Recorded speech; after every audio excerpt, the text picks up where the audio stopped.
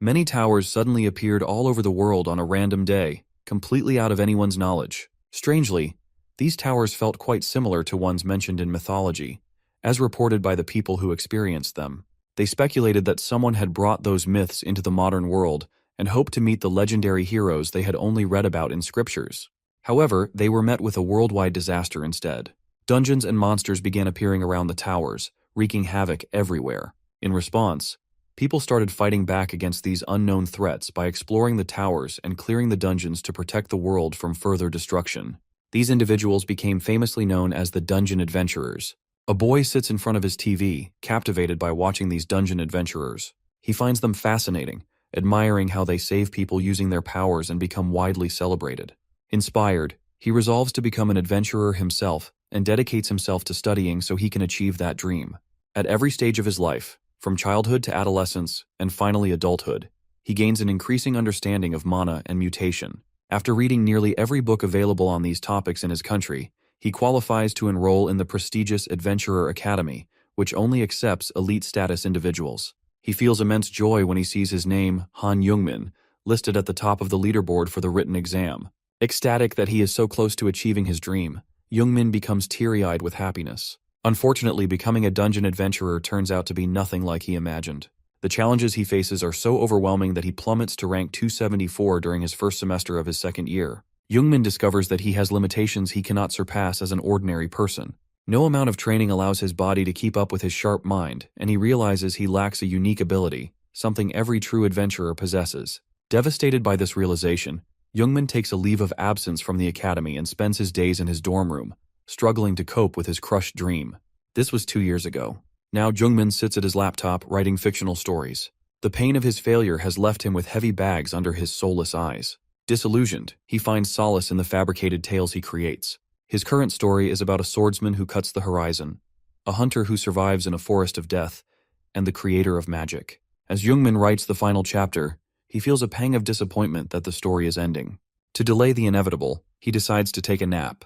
While drifting off, he contemplates how to conclude the story. Unbeknownst to him, his laptop displays a screen indicating that his story is being completed. Meanwhile, Youngmin turns on his TV and sees a news report about Korea's only divine adventurer, Rachel, returning from a mission in the US. With her help, most of the towers have been cleared, bringing the world closer to peace. Youngmin is impressed by Rachel's accomplishments at such a young age, but bitterly reflects on his own lack of abilities. He buries his face in his pillow, frustrated and exhausted. Soon he falls asleep. As Youngmin sleeps, his laptop begins receiving multiple notifications.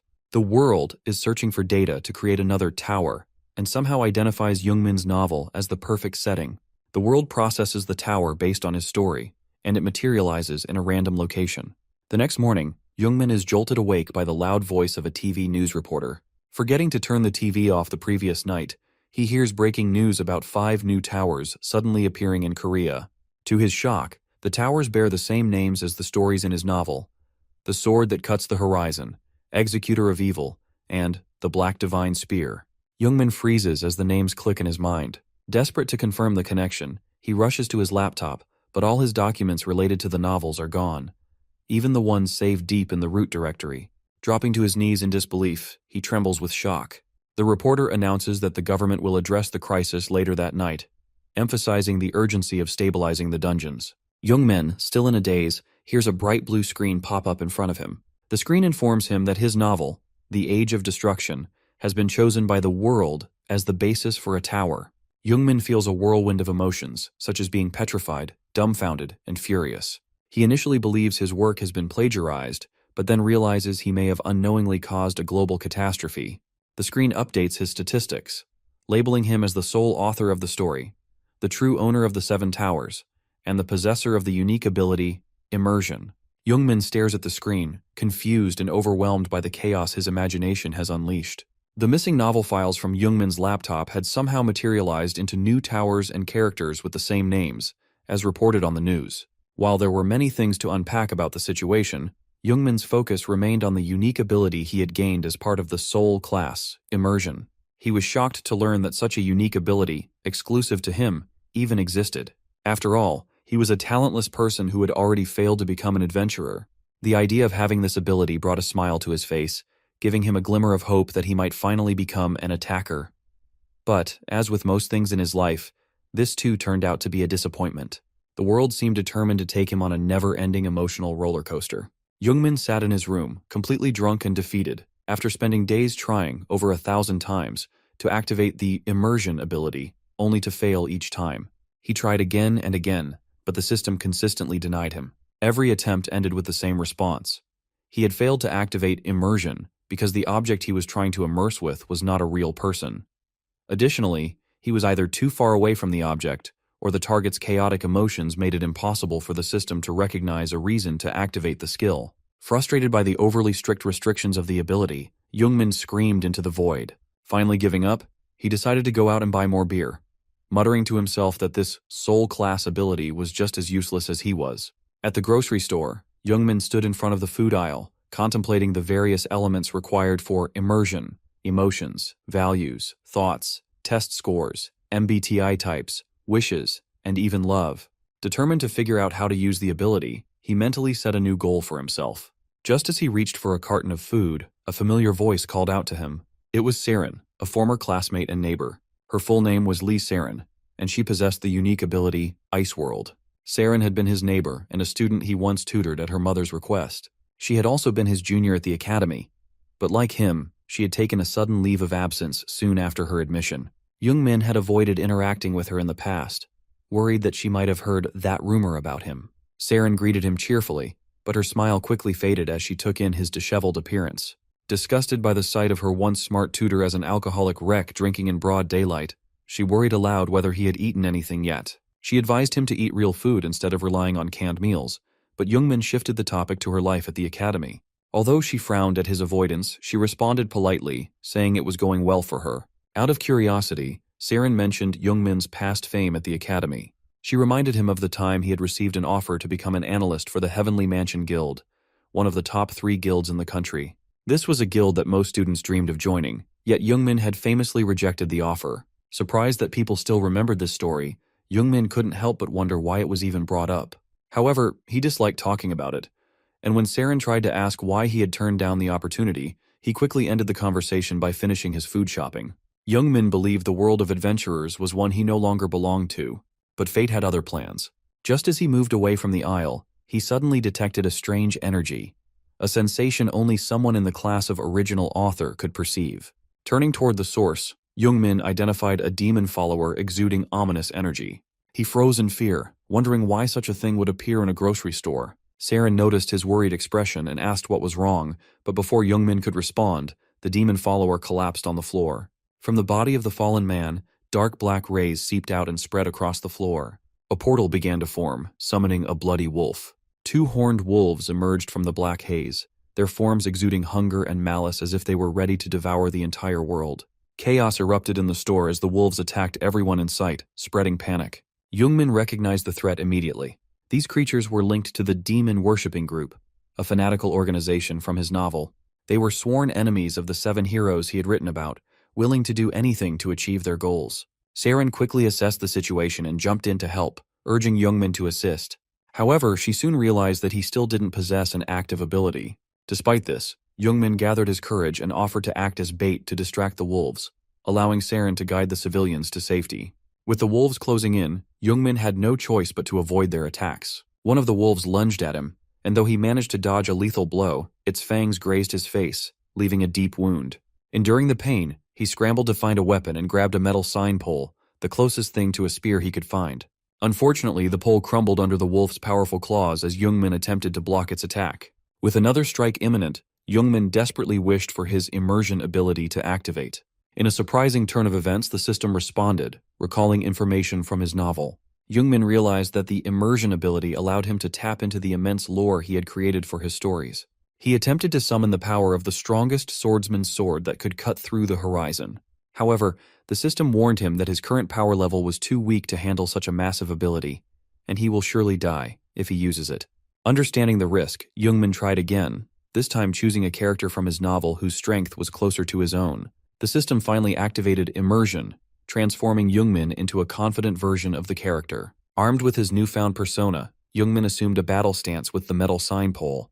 For the first time, he stood ready to face the wolves. Thus began the reluctant adventurer's journey as the protagonist of his own story. Stories and records from human history are what make up these towers. For example, a tower could materialize based on Greek mythology, with one of its characters, like Hercules, as its owner. The tower would then recreate everything that happened in Hercules' life. Similarly, the heroes from Jungmann's novels have become tower owners, and everyone associated with them, whether a main or side character, has come into existence in this reality. In the heat of battle, Jungmann immersed himself into a side character named Soldier Malon. Malon is just a gate guard who wasn't even given a name in the original novel. His role was to handle a bulk of enemies with minimal strength, and that's where his story ended. However, as the author of the novel, Jungmann knew more about Malon's character than what was written in the final draft. This deeper knowledge was what allowed the immersion to succeed. The lone bloody wolf leaped at Jungmann with murderous intent, but with conviction and the power boost gained through immersion, Jungmann landed a swift chain of strikes. The wolf, caught off guard, was tossed around as if it were a stuffed animal. With each strike that connected, Jungmann's confidence grew, and the murderous intent in his eyes startled the bloodthirsty creature. His understanding of spear combat and his instincts for battle improved exponentially. Temporarily, he even gained advanced maneuvering skills, enabling him to wield the metal sign pole with the grace of a knight. With a fatal stab to the wolf's stomach, Jungmann ended its life. Seeing its packmate's blood splattered across the floor, the other wolf began to retreat, its earlier hunger replaced by fear. The other bloody wolves in the vicinity followed suit, reluctant to face the deadly human before them. But they didn't get far. Jungmann, now fully awakened to his immersion ability, wasn't letting them escape. With the precision of an Olympic javelin thrower, he hurled the metal sign pole at one of the retreating wolves, instantly ending its life. Meanwhile, Saren used her unique ability, Ice World, to freeze several wolves in place with a single area of effect attack, rendering them completely immobilized. As the chaos settled, she caught her breath, relieved that the situation was under control. She turned her attention back to the civilians, ensuring their safety and preparing to evacuate them to a secure location before rendezvousing with Jungmann. She worried about him, believing he didn't have a unique ability, but assumed that, as a former academy student, he could at least handle himself. However, when she turned to check on him, she was met with an unexpected sight. Jungmann stood amidst the bodies of multiple bloody wolves, their blood dripping from his makeshift weapon of destruction, the metal sign pole. He stood in a heroic pose, exuding an aura of triumph. For a moment, Saren was frozen in shock, struggling to process the scene. Then, Jungmann collapsed to the ground, exhausted, as his immersion ability came to an end. Saren rushed to his side, worried about his condition. Despite his exhaustion, Jungmann smiled, relieved and proud that he had finally managed to activate his unique ability. To his surprise, he had also gained several new skills, such as Fighting Techniques Level 1, and was confident that he would soon unlock even more, including how to better control his upper body muscles. Unfortunately, the overexertion from using immersion had taken a severe toll on him. His body, already weak, was racked with pain, leaving him screaming in agony. As Saren crouched beside him to check on his condition, Jungmann quickly downplayed his pain, passing it off as simple muscle cramps from performing such expert movements after a long time. Saren helped him up, but her curiosity also piqued. She questioned how he had fought so well without any prior record of having a unique ability at the academy. This surprised even Jungmann as he glanced around at the bloody mess he had created and at his blood-stained hands. Determined to keep his immersion ability a secret for now, Jungmann fabricated a story, something he seemed to excel at, that his academy training had finally kicked in when he was pushed into a corner by the enemy. He grinned, proud of his clever deception, but deep down he was ecstatic. He had figured out how immersion worked. He could borrow the power of any character, no matter how insignificant, as long as his own strength allowed it. However, his body quickly reminded him of his limitations with another sharp pang of pain in his stomach. Saren's concern for his health only grew. She suggested he visit a hospital, but Jungmann brushed off her worries, insisting that all he needed was to build his stamina through exercise. After all, improving his physical condition was essential for future uses of immersion. After a tiring day of playing the hero, Jungmann sleeps like a baby. His peaceful slumber is interrupted at 9 in the morning by a series of messages from Saren. The most recent notification on his lock screen is an apology message from her. At first, Jungmann doesn't understand what she's apologizing for, but a sudden realization strikes him. In a panic, he jumps out of bed to check on the thing he suspects Saren is apologizing for. However, he quickly forgets that his body endured an extreme battle the day before. The pain rushes back, causing him to collapse to the floor. Wincing, he pulls himself together, holding his aching head. His anxiety only worsens when he notices 32 missed calls and 92 personal messages on his phone. Confused about what could have happened while he was out cold, Youngmin begins to investigate. It turns out that his heroic actions from the previous night were somehow covered by an online outlet and published in an article, all within a single day. The reason for Seren's apology becomes clear. She didn't want Youngmin to see himself being affiliated with the Academy in the article. Ordinarily, dealing with some monsters wouldn't make headlines. However, the unusual circumstances, defeating the creatures far from a tower, had caught the public's attention. Though the situation felt strange to him, Youngmin let it slide, trusting Seren's sincerity when she insisted it was unintentional. Curiosity gets the better of him, and he proceeds to read the comments on the article. A few infuriate him, as people downplay the significance of his actions, mocking him for defeating low-level monsters while looking like a jobless nobody unrelated to the Academy.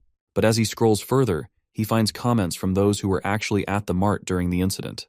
These eyewitnesses vividly describe how crucial Youngmin and Seren's efforts were in averting the crisis, expressing their gratitude for saving both children and adults. These heartfelt comments bring a wide smile to Youngmin's face. However, his grin quickly vanishes when a new notification pops up. He's been added to a group chat from the Academy, filled with unknown people begging him to return and meet them. Among the messages are pleas from his former instructor and professor, who seem to suspect that Youngmin has awakened a unique ability. Feeling annoyed, Youngmin decides to push the matter aside and calls Seren instead. During their conversation, Seren offers to treat him to a very expensive meal, blaming herself slightly for the article's publication. The call ends, and Youngmin's excitement reignites. Determined to improve his use of immersion, he begins researching locations on his laptop. Later, on a train heading to one of the places he found, Youngmin stumbles upon another article. This one reports that Borpitch, ranked 76th globally, failed to even enter the Swordmaster's tower. The article reminds Youngmin of how much the towers have changed. In their early stages, many rankers gathered to challenge them. Those who succeeded gained regressing skills, unique authority, and fame. Nowadays, however, the towers are significantly harder to conquer, with most attackers failing miserably. Youngmin can't help but view these attackers as both weird and inspiring. On one hand, he finds their repeated attempts to challenge the towers masochistic. On the other hand, he admires their determination, even if it comes at the cost of half their sanity. As the train nears its destination, a thought crosses Youngmin's mind. Despite the efforts of countless rankers, no one has been able to enter the Swordmaster's tower, let alone defeat it. Upon arrival, Youngmin disembarks and begins running through a massive forest until he reaches the foot of the tower. Gasping for air, he chastises himself for neglecting exercise. But at least he's finally at his destination. Gathering himself, he approaches the stone tablet standing before the tower's entrance. As he gets closer, he senses the energy of one of the 7 heroes and realizes something peculiar. Throughout heaven and earth, he alone can read the writing on the tablet. It's almost surreal, as if the delusional ideas he typed on his laptop are now etched into history. Driven by curiosity, Youngmin places his palm on the tablet. Almost immediately, someone from the crowd scolds him, warning that touching anything related to the towers is dangerous for civilians. Such actions could force the person into the tower without their consent. Unbothered, Youngmin dismisses the warning. He thinks it doesn't apply to him since he's just a weak adventurer with the title of an author. Ignoring the risks, he continues meddling with the stone tablet. What Youngmin fails to realize is that such behavior often triggers tropes, something every author should know. And true to form, the tower recognizes his title as the true owner of the 7 towers. Before Youngmin can fully comprehend what's happening, the tower owner drags him inside. He finds himself in a vast grassy field. As he takes in his surroundings, panic sets in, and Youngmin screams in sheer terror, realizing the mess he's gotten himself into. Meanwhile, in the topmost room of the tower, a young man observes Youngmin's antics outside the tower's entrance. Although irritated by Youngmin's mere presence, he also feels an inexplicable connection to him. Rather than driving him away, the young man decides to invite Youngmin into the tower, hoping to uncover the source of this strange sensation. This young man is none other than the Swordmaster, a swordsman capable of cutting through the horizon with his blade. Using magic, he summons Youngmin to the first floor of the Swordmaster's tower. However, he fails to consider how a below-average adventurer like Youngmin is supposed to survive the tower's trial. The first trial, Space of the Predators, is an incomprehensibly difficult test, where the monsters spawned are literal catastrophes. Youngmin is given only 1 hour to escape before the creatures awaken. To make matters worse, the system hasn't even decided on a reward for completing the trial. As Youngmin stands there in a daze, massive amounts of mana surge through his body, overwhelming him. Until now, ordinary people never dared to enter a tower because they lacked the necessary skills. Youngmin was no exception. He once attempted to attack a tower, only to fail miserably, breaking several bones in the process. This earned him the label of a failure among attackers, a stigma that followed him as the lowest-ranked participant in the Academy's practical exam. Even now, despite unlocking a unique ability, Youngmin knows he's nowhere near skilled enough to attack a tower that even high-ranking adventurers avoid. Frustrated, he begins to suspect that this entire ordeal is a setup to get rid of him. Just as despair starts to creep in, a lifeline appears. A screen materializes before him, informing him that the difficulty of the trial has been reduced to its lowest possible level. The message cheekily urges him to stop looking so pitiful and start moving. However, the screen also labels him as a cripple class, which stings more than his previous failures ever did. Pushing past the insult, Youngmin begins to piece things together. The screen mentioned that the trial's difficulty was lowered by the tower's owner. That's when it clicks. This is Eden, the swordmaster he created, as all the characters from his novels were reported to be the owners of the 7 new emerging towers. When Youngmin says Eden's name out loud, the narcissistic swordmaster assumes Youngmin knows him because of his widespread fame, completely oblivious to the fact that his creator is calling out to him. Youngmin's suspicions are confirmed that this truly is the Eden he wrote into existence. Eden is one of the 7 heroes and in many ways a reflection of Youngmin himself.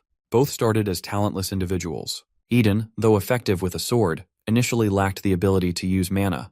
Like any classic protagonist, he eventually found a mentor, learned to wield mana, and embarked on a journey to the Devil's Castle. Along the way, he defeated countless demons, earned the title of a hero, and became everything Youngmin aspired to be. Talking to Eden fills Youngmin with pride, but his admiration is cut short when Eden, annoyed by Youngmin's silence, abruptly leaves him to face the trial alone because his narcissistic nature could not handle not being the topic of conversation for more than a second.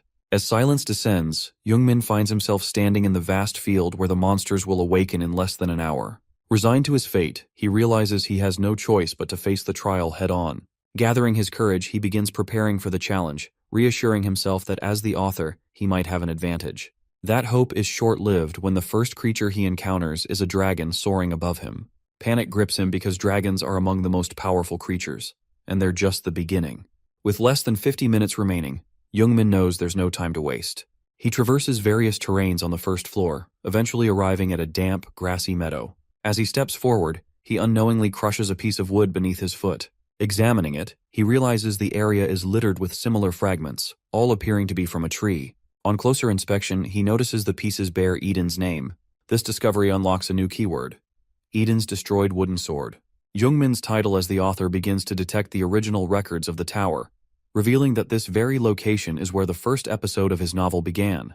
This is Eden's training ground, the place where the hero transformed from a talentless boy into a genius.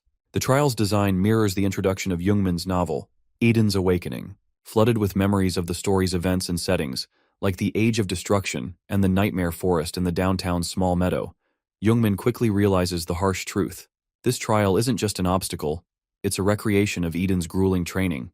As he reflects on his past failures, self-doubt threatens to overwhelm him. But unlike the despondent teenager he once was, Youngmin chooses to move forward. Determined to face the challenge, he drives his wooden sword into the damp soil and begins digging with fervor. Though unsure of what he's searching for, his efforts pay off when the sword finally strikes something buried underground. Overcome with excitement, Youngmin can't contain his joy as he anticipates the secret treasure that lies ahead. Ecstatic about hitting the jackpot with what he uncovered underground, Youngmin grabs its roots and yanks it out of the soil. His initial excitement quickly turns to disgust at the plant's abhorrent appearance, but he is still relieved to find something valuable.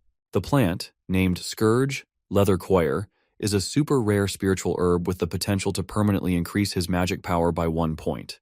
This herb only grows in areas saturated with pure mana, making it incredibly rare. Yet Youngmin finds himself standing in a field teeming with them, at least 50, with the possibility of even more as he moves forward.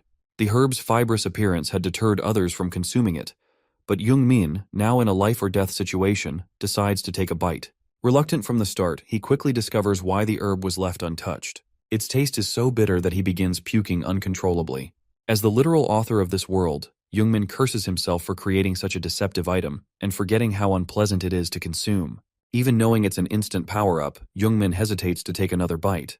His indecision is cut short when the tower reminds him of the 45 minutes he has left before a swarm of monsters arrives to devour him. Tears stream down his face as he forces himself to eat the revolting herb, reasoning that survival is a better option than being picky.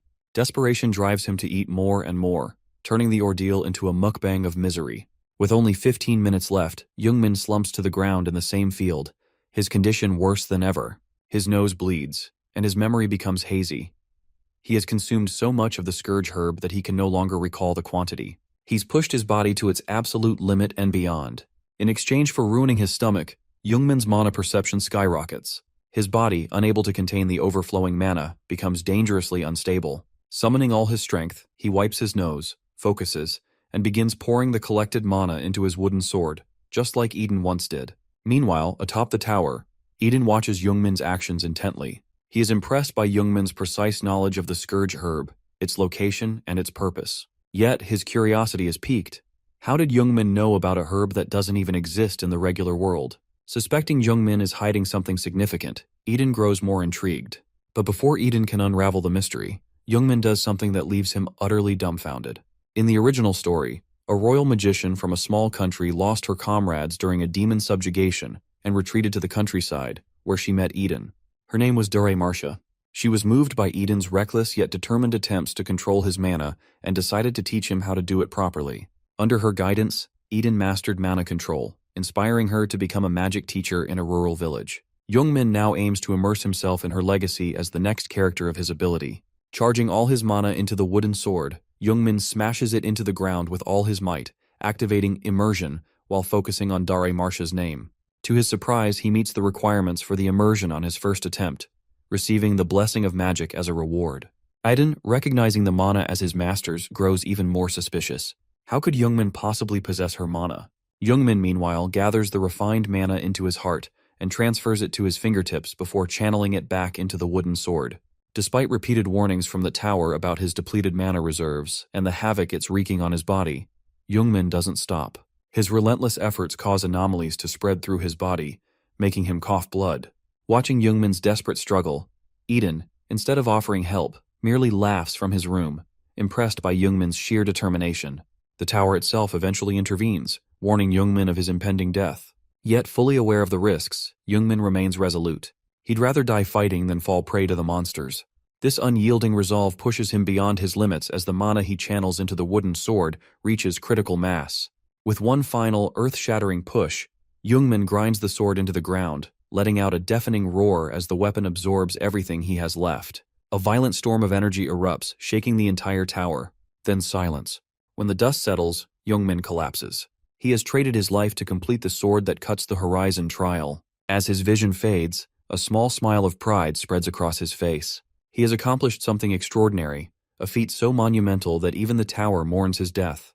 But just as everything seems lost, a new screen appears.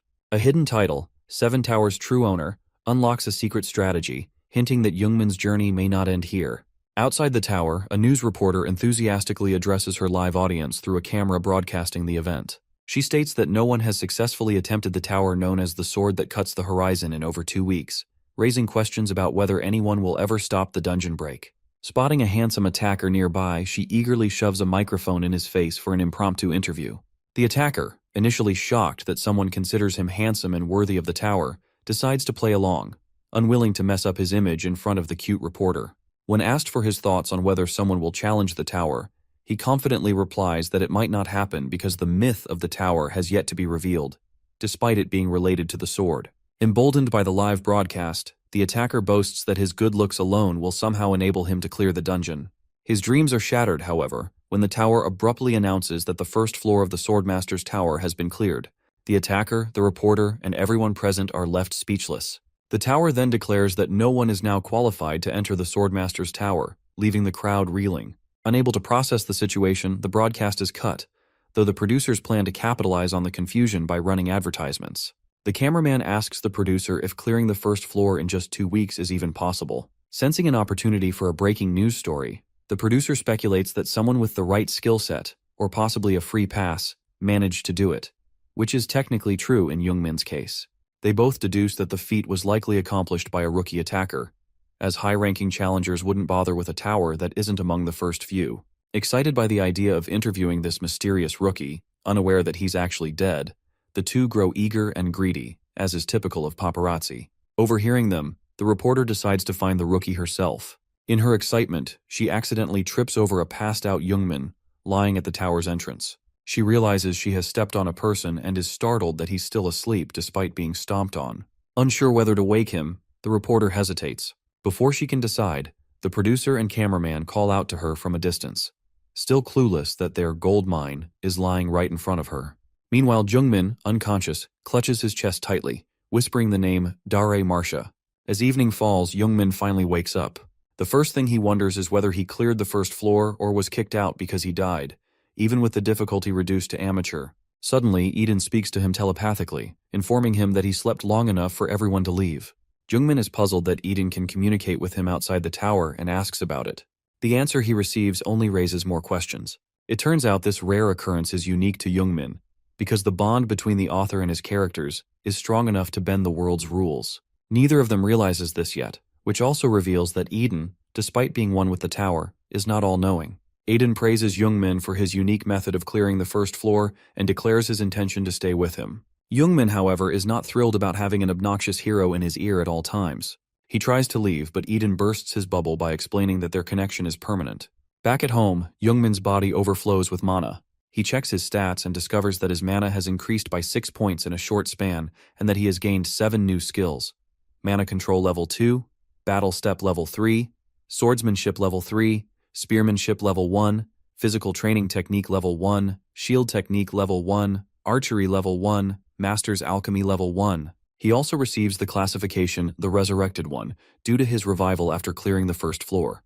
This grants him an extraordinary recovery ability, comparable to Piccolo from Dragon Ball Z, allowing him to recover from life-threatening injuries with ease. Overjoyed by his upgrades, Jungmin forgets about Eden's voice in his ear until it suddenly returns, calling him a simpleton. After bickering, Eden makes Jungmin check his stats window again. This time, Jungmin discovers a new passive skill, Hero's Mana, exclusive grade. This skill, unique to descendants of the 7 heroes, massively boosts his mana concentration, sensitivity, and control. Any interaction with mana now only benefits him.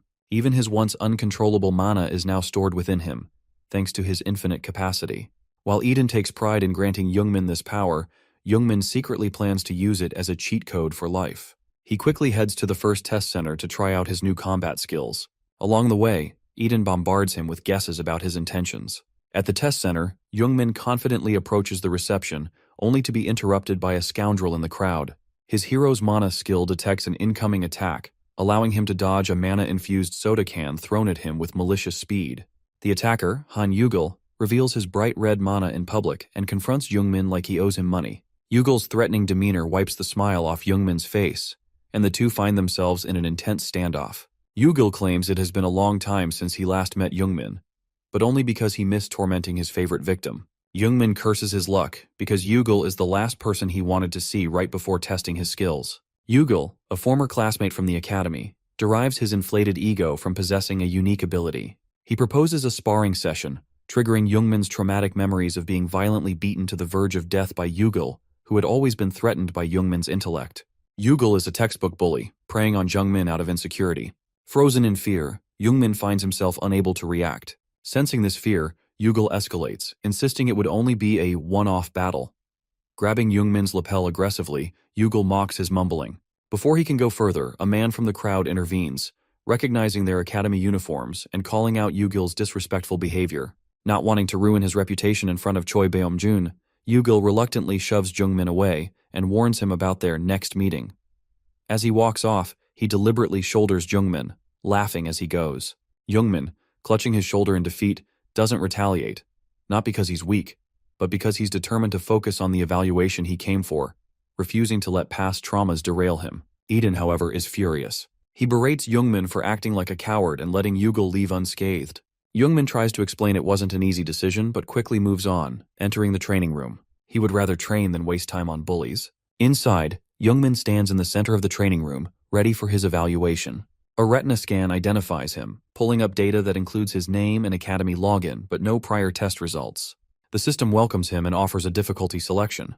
Jungmin confidently chooses the lowest possible difficulty, baffling Eden. Eden laughs, mocking Jungmin for pretending to be cool by choosing such an easy challenge. Jungmin explains that the system would have defaulted to the lowest difficulty anyway, given his abysmal stats. The system analyzes his data and selects Golbat, the weakest F-class monster, as his opponent. Choosing a sword as his weapon, Youngmin assumes he'll be judged just as he was at the academy. To his surprise, the sword feels incredibly light, allowing him to move swiftly and fluidly. The weapon's feel reminds him of using immersion. Taking a ready stance, Youngmin leaps forward in one swift motion, slicing through the Golbot like butter. He defeats the monster in just 3 seconds, obliterating his previous record of 32 seconds. The system, impressed, automatically raises the difficulty from lowest to low. While Youngmin is flattered by his improvement, Eden interrupts his celebration, pointing out the next opponent, which is a creature far stronger than a Golbot. Youngmin turns to see a massive dinosaur-like monster with electric fangs and horns. Despite the intimidating sight, Youngmin is unfazed. Filled with newfound confidence, he immediately charges at the creature. Meanwhile, in the lobby, the crowd begins to buzz with excitement over something on the monitors. Yugil, annoyed by the commotion, turns to investigate. He spots Choi Beom-jun among the spectators, intently watching the screen. Choi Beom-jun, a 0th generation attacker renowned for conquering Zeus's Tower of the God of Thunder and possessing 7 unique skills, is a legendary figure. Starstruck, Yugil approaches him like a fangirl meeting her idol. He eagerly requests to become Beom-jun's student and asks him to review his sparring clips for consideration. In an unexpected twist, Beom-jun rejects Yugil's plea, stating he's already found someone he wishes to teach. Smiling at the screen, he adds that he has found a new friend. Curious, Yugil looks at the monitor and is shocked to see Youngmin confronting the dinosaur-like monster in the training room. Beom-jun picks up a microphone and begins addressing Youngmin directly, much to Yugil's dismay. Desperate to change Beom-jun's mind, Yugil interrupts, trying to convince him to reconsider and choose him as a student instead of Youngmin. Inside the training room, Youngmin wonders who would dare distract him during his session. Even the monster pauses for a moment, as if pondering the same question. Beom-jun lets Youngmin know outright that he's interested in his journey, explaining that the test Youngmin is currently facing is notorious for turning the 5 senses of its participants against them. In one instance, a challenger endured 7 hours of extreme cold, while another experienced the sensation of facing death while still alive. Yugil, watching from the sidelines, is baffled that Youngmin is holding his own against the monster without a hint of fear in his eyes. Beom-jun begins to wonder if Youngmin is either fearless or simply ignorant, as most attackers would have started dodging and counterattacking by this point. Seeking answers, Beom-jun uses the microphone to advise Youngmin to close the distance between himself and the monster, as that's when its weakness will be exposed. Youngmin hesitates, second-guessing this advice, as closing the distance is exactly what he's been avoiding. But with the monster lunging straight at him, his choices narrow to either following Beom-jun's advice or confronting the beast head-on. He reluctantly chooses the former and rushes in. As the monster closes in, Youngmin finds himself face-to-face with potential death. He shuts his eyes and slashes blindly, narrowly avoiding the creature's thunderous fangs. Fortunately, his shallow cut reveals a shiny object on the monster's nape, which immediately catches Youngmin's attention. Initially unsure if this is the monster's weakness, Youngmin decides it must be, given how obvious it is, like the weak spot of a final boss in a video game. Dodging the monster's massive swings, he focuses on delivering a decisive strike. Leaping high above the monster, Youngmin strikes the nape with precision, landing a fatal blow and winning the battle. The system records his completion time as 4 minutes and 50 seconds, and the monster's name is revealed to be Iron Wolf. In the lobby, the crowd erupts in cheers for Youngmin. However, Yugil, overwhelmed by jealousy and disbelief, stands in stunned silence, unable to accept that his former victim has surpassed him. Beom-jun, noticing Yugil's reaction, questions him about his connection to Youngmin. Startled at first, Yugil reluctantly admits he knows him a bit. Exhausted, Youngmin exits the training room, only to endure Eden's backhanded compliments. Eden mocks him for struggling with a mere Iron Wolf. But this comment makes Youngmin realize that had he trained his body over the past 2 years, he could have used immersion more effectively and even merged with Eden, though ideally without Eden's narcissistic personality. Youngmin is stopped by Beom-jun, who greets him warmly, praising his academy-style swordsmanship. Beom-jun assumes Youngmin is still an academy student, but Youngmin doesn't recognize him and simply views him as an old man. Playing along, Beom-jun introduces himself as just another academy instructor. Youngmin notices Yugil standing behind Beom-jun, his face twisted with jealousy. Hesitantly, Youngmin admits he's on leave from the academy, a fact he's not proud of. He adds that the academy instructors were biased, which enrages Beom-jun, as he was unaware of such blatant mistreatment. Yugil flinches upon hearing this, knowing full well that he played a role in driving Youngmin away from the academy. Beom-jun's initial disappointment turns into a glimmer of hope as he offers to personally teach Youngmin. This offer feels like a gut punch to Yugil, who cannot comprehend how his former victim has not only grown stronger, but is now being mentored by the very instructor Yugil has spent years trying to impress. Byung-jun explains that he can teach Youngmin more than swordsmanship, such as hand-to-hand combat, spear techniques, and anything else he'd like to learn. Youngmin's eyes light up at the opportunity to learn everything at once, but this also makes him skeptical. Youngmin begins to suspect that Byung-jun might belong to the All-Master class, which seems too good to be true. In any world, such a figure would never teach for free. Without hesitation, Youngmin declines the offer. Byung-jun, catching on to Youngmin's thought process, decides to prove himself. To analyze Youngmin's weaknesses, he activates one of his unique abilities, Adventurer's Eye, scanning Youngmin's body from the inside out. The ability's effect begins at Youngmin's eyes, triggering an alert throughout his body. Though it feels invasive, it's merely a scan and nothing more. Youngmin's body reacts instinctively, perceiving this as an intrusion from an outsider, despite it being harmless. Byung-jun successfully infiltrates Youngmin's subconscious, finding himself in what appears to be a blank space with only a few floating digital screens. As he ventures further, he comes across a body of water. Initially unimpressed by the hollow nature of Youngmin's magic, Byung-jun grows curious about the water, as it's unlike anything he's encountered before.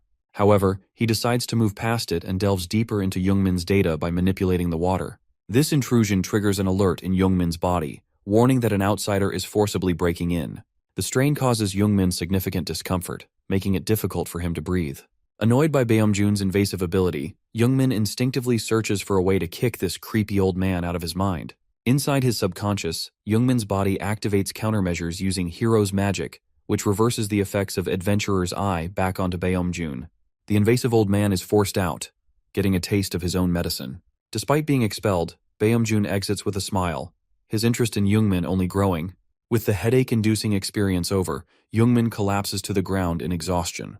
Yet, this incident confirms for him that he truly has the chance to learn from the legendary father of adventurers, Choi Byung-jun.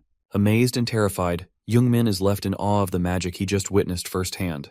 Byung-jun approaches him physically this time, like a respectable human being, and once again offers to take him on as a student. After recovering from the ordeal, Youngmin begins to see Byung-jun in a new, encouraging light. Without hesitation, he accepts the offer, realizing that letting go of such an opportunity would be foolish. As the two share their first moments as teacher and student, Yugel watches from a distance, consumed with jealousy. He seethes at the thought of Youngmin outshining him yet again, despite his belief that he's worked harder. The sight of Byung-jun walking away with his hand on Youngmin's shoulder only deepens Yugel's resentment. The next day, Youngmin sits at his computer, dressed like a hobo after a long nap. He wonders if it's okay to rest like this, but quickly reassures himself, recalling Byung-jun's warning. He'll need every bit of energy for the grueling training that's about to begin. Training, as Byung-jun put it, will quite literally pull the life out of him without pause. Deciding to browse the internet, Youngmin stumbles upon news that all the biased and unfair academy instructors have been fired. It's clear Byung-jun had a hand in this, leveraging his influence as a founding member of the Adventurers Association, and Youngmin's newfound ally. Suddenly, a notification pops up on Youngmin's screen, informing him that, as the original author of this story, he has discovered a piece of information within it. Curious, Youngmin investigates further and learns about a potion-making competition where the prize is a unique stone.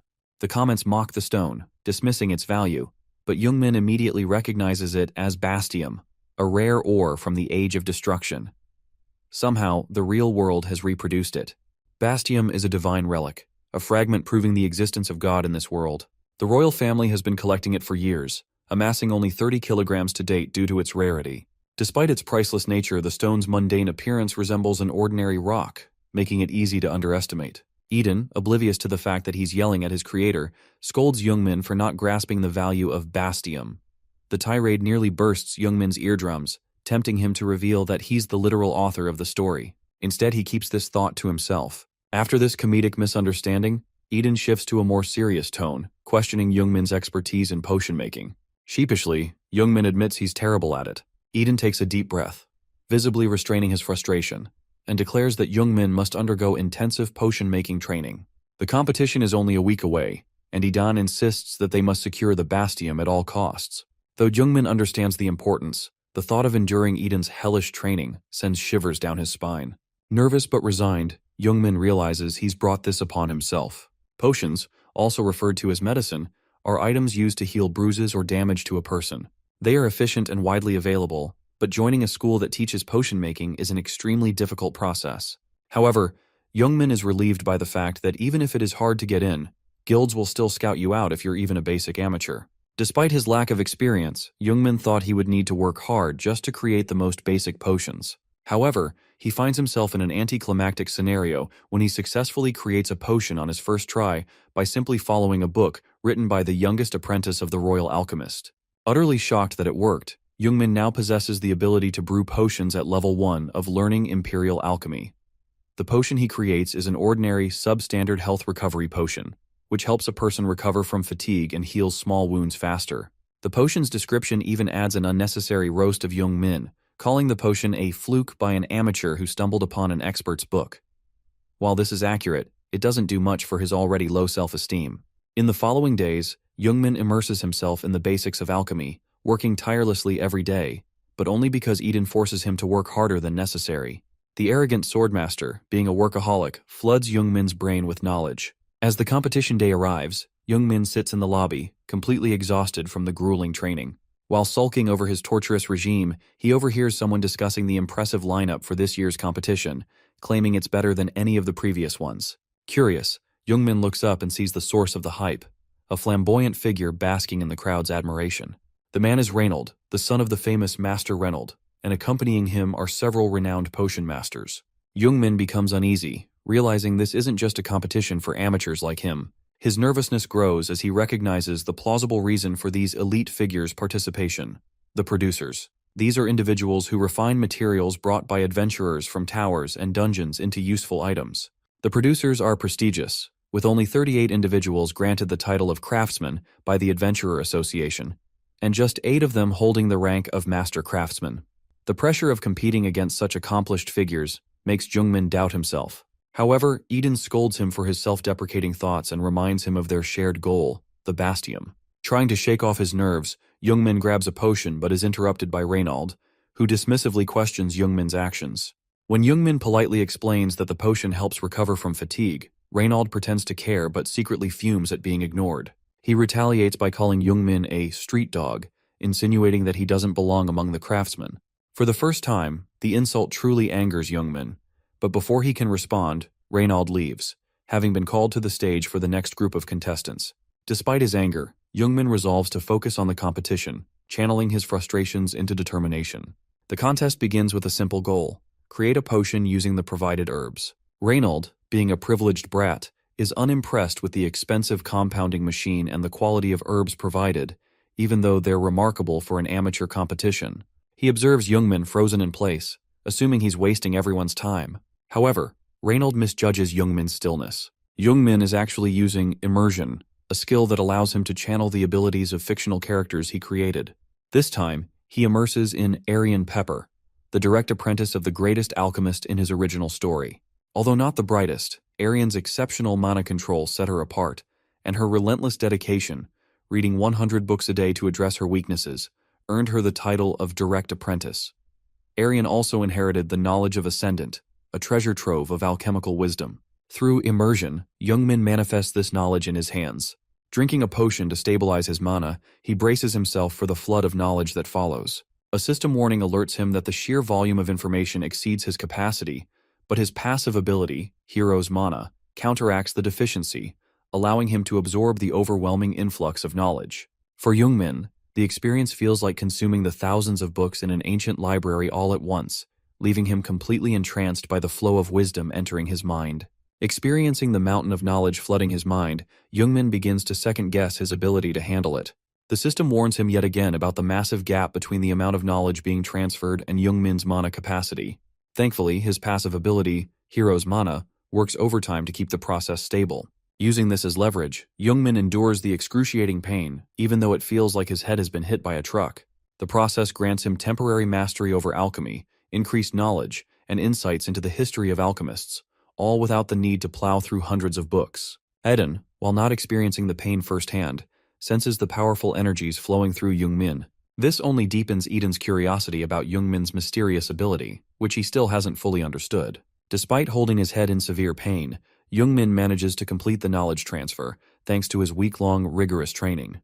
With the transfer done, it's finally time for him to participate in the competition. However, as he rushes to gather the necessary herbs, he finds the baskets empty. Everyone else has already taken the entire stock while he was busy immersing. Eden, annoyed at their lateness, grows frustrated. But when he notices a glimmer of hope on Youngmin's face, he becomes curious about what Youngmin has found. Much to Eden's disappointment, Youngmin has only discovered several poisonous herbs. Eden suggests crafting a strong poison potion capable of taking down a large monster, reasoning that it might still earn Youngmin high points. However, Youngmin continues analyzing the remaining herbs, leaving Eden's brilliant idea hanging. The first herb Youngmin examines is Astandilopia, classified as unique. This herb raises the body's temperature due to its intense heat, but it can destroy every vein in the body if consumed improperly. The second herb, Barian, is from the rare class. Upon heating, it transforms into a full-body covering mucous membrane that prevents external injuries, but becomes a lethal poison if it enters the body. Armed with his newfound knowledge of alchemy, Youngmin comes up with an idea to ace the competition. Even Eden cannot comprehend what he is planning. Youngmin quickly gathers the necessary materials and rushes back to his station to begin work. Whether or not he needed strong herbs, Youngmin is determined to create something extraordinary. The ingredients Youngmin selects are so potent that even a single drop of each could kill thousands. This makes him hesitate momentarily, but with no other options, he proceeds. With shaky hands, he begins mixing the essences of the poisonous herbs, relying on the vast knowledge gained through his immersion with Aryan pepper. His nerves are on edge, knowing the risks involved. Meanwhile, Master Craftsman Reynold watches the competition from the stands. Confident in his son Reynald's superiority, he dismisses the other contestants, including Youngmin, for not using the advanced compounding machine provided. However, upon closer observation, Reynold notices something remarkable. Youngmin is using mana around his hands to neutralize the poison in the herbs and purify them in water, essentially doing the machine's job manually. Reynold is stunned. Youngmin is not only replicating the machine's function, but is also going a step further by increasing the herb's benefits while neutralizing their toxins. Reynold recalls that such a method has only existed in theory. Attempting it is considered reckless because, if it fails, the resulting explosion could be catastrophic, spreading poison over several miles. As Reynold debates intervening, he snaps back to reality when the crowd erupts in cheers. To his utter shock, Youngmin successfully creates the only soul-class potion of the competition. Reynold almost falls over in disbelief. Even Reynold, the competition's golden boy, cannot believe someone outshone him so spectacularly. Youngmin's winning potion, the Potion of Fire, boasts numerous benefits. It grants a permanent increase in mana, provides temporary fire resistance of up to 80%, and eliminates the poisonous effects of the original ingredients through expert alchemical manipulation. The potion's description reveals it was made using alchemy from another world. When consumed, it permanently increases fire resistance and mana capacity. Youngmin's success also boosts his unique abilities, pushing his skills beyond their previous limits. His mood and mana stats rise steadily as he realizes the potion didn't even take much time to craft. But, as always, his celebration is short-lived. Reynold, furious and insecure, grabs Youngmin's collar and accuses him of cheating. He demands to know how an amateur could create a soul-class potion. What Reynold fails to understand is that Youngmin is hiding his ability to immerse into overpowered characters. However, there's little a mere side character like Reynold can do about it. Reynold's anger grows with every passing moment, but before he can harm Youngmin, Reynold steps in to defuse the situation. He scolds his son for acting out of place and tarnishing his reputation by behaving like a spoiled brat. Embarrassed, Reynold tries to justify his impulsive actions by accusing Youngmin of fraud in creating the soul-class potion. However, Reynold grows even angrier with his ignorant son, pointing out that his baseless accusations insult Reynold's own judgment, as he was the one who declared Youngmin the winner. The confrontation escalates into a tense staring contest, with Reynold eventually cracking under the pressure. Swallowing his pride, he begrudgingly apologizes to his father. Reynold, unimpressed, tells him to direct his apology to Youngmin instead. Reluctantly, Reynold turns to Youngmin and apologizes. To everyone's surprise, Youngmin accepts the apology immediately. This is rather odd, considering how furious Youngmin had been when Reynold previously insulted him by calling him a street dog. Reynold, clearly disappointed in his son, expresses his regrets for raising such an imbecile. Youngmin, however, insists that he doesn't mind, further diffusing the tension. Reynold then shifts the conversation, praising Youngmin's precise mana control during the potion-making process. Naturally curious, he asks who taught Youngmin such an intricate technique. Youngmin responds simply, claiming to be an autodidact. This revelation leaves both Reynold and Reynold visibly shocked, as such a claim is highly unusual. Before the pair can fully react, the announcer calls Youngmin to prepare for the award ceremony. As Youngmin walks away, Reynold reflects on how extraordinary it is to find such talent in a small town. He decides that Youngmin is someone worth keeping an eye on. Turning to his still disappointed son, Reynold offers some consolation, praising Reynold for a job well done. This moves Ronald to tears, and he resolves to improve himself once they return to their home country. The award ceremony begins, and Jungmin is invited to the stage to receive his prize. The announcer reveals that the award will be presented by none other than Choi Baeomjun. Hearing this name, Jungmin reacts as if he has seen a ghost. He isn't wrong, as Baeomjun's seemingly pleasant smile hides an anger so palpable that Jungmin feels it to his core. Bracing himself for the inevitable grilling, Jungmin accepts the award and follows Baeomjun to a nearby coffee shop for a private conversation. Seated across from each other, their body language could not be more different. Baeomjun exudes authority, while Jungmin sits nervously, fidgeting. Baeomjun questions Jungmin's impulsive decision to participate in the potion-making competition. He finds it odd, as he had no prior knowledge of Jungmin's potion-making abilities. Jungmin nervously explains that he taught himself to create potions previously thought impossible. Unsurprisingly, Baeomjun is skeptical but lets it slide. Jungmin then brings up his need for a rare ore but avoids explaining his exact reasons. Baeomjun, unusually accepting of this vague explanation, expresses surprise at Jungmin's newfound alchemical skills. However, to clarify, he asks if Jungmin had ever been involved with a guild. Jungmin confidently denies it. Baeomjun then shifts his attention to the mysterious ore Jungmin presents. Jungmin enthusiastically explains that it is a soul-class stone with immense potential, which is why he needs a master craftsman to help him utilize it. Initially skeptical, Baeomjun hesitates to waste his unique skill, Adventurer's Eye, on what seems like an ordinary rock. However, Jungmin's hopeful pleading convinces him to give it a try. To his surprise, the Adventurer's Eye cannot fully analyze the stone. Instead, it reveals only surface-level information, such as its mana amplification, storage, and sublimation effects. Furthermore, the stone develops countermeasures, increasing the required mana for deeper analysis. Baeomjun is dumbfounded by the mysterious ore he had underestimated. His main concern now is how someone as inexperienced as Jungmin could have identified the stone's unique properties, especially when even the competition organizers failed to do so. He briefly considers delving into Jungmin's mind again, but ultimately decides against it, finding more value in observing him. Finally, Baeomjun agrees to help Jungmin find a master craftsman in about a month. However, he insists that Jungmin take a break, reminding him of the hellish training that awaits. To stave off boredom, Baeomjun suggests Jungmin reconnect with old friends from the academy. With that, Baeomjun leaves, while Jungmin ponders his decision to ghost his friends for 2 years after leaving the academy in disappointment over his failed adventurer dreams. Suddenly, Jungmin's phone rings. To his shock, it's a call from Taemin, the very friend he was just thinking of contacting. Stunned by the coincidence, Jungmin panics, unsure whether to answer. Before he can decide, he turns around and comes face to face with none other than Taemin himself. Both stare at each other, letting out the same confused, audible gasp.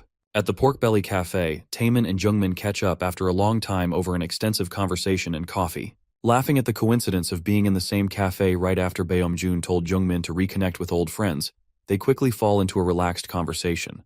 Kang Taemin, Jungmin's friend, is introduced as the second top student at the academy, a prodigy with a palette full of talents. Among his many abilities, he excels in swordsmanship, capable of completing an A-class dungeon solo.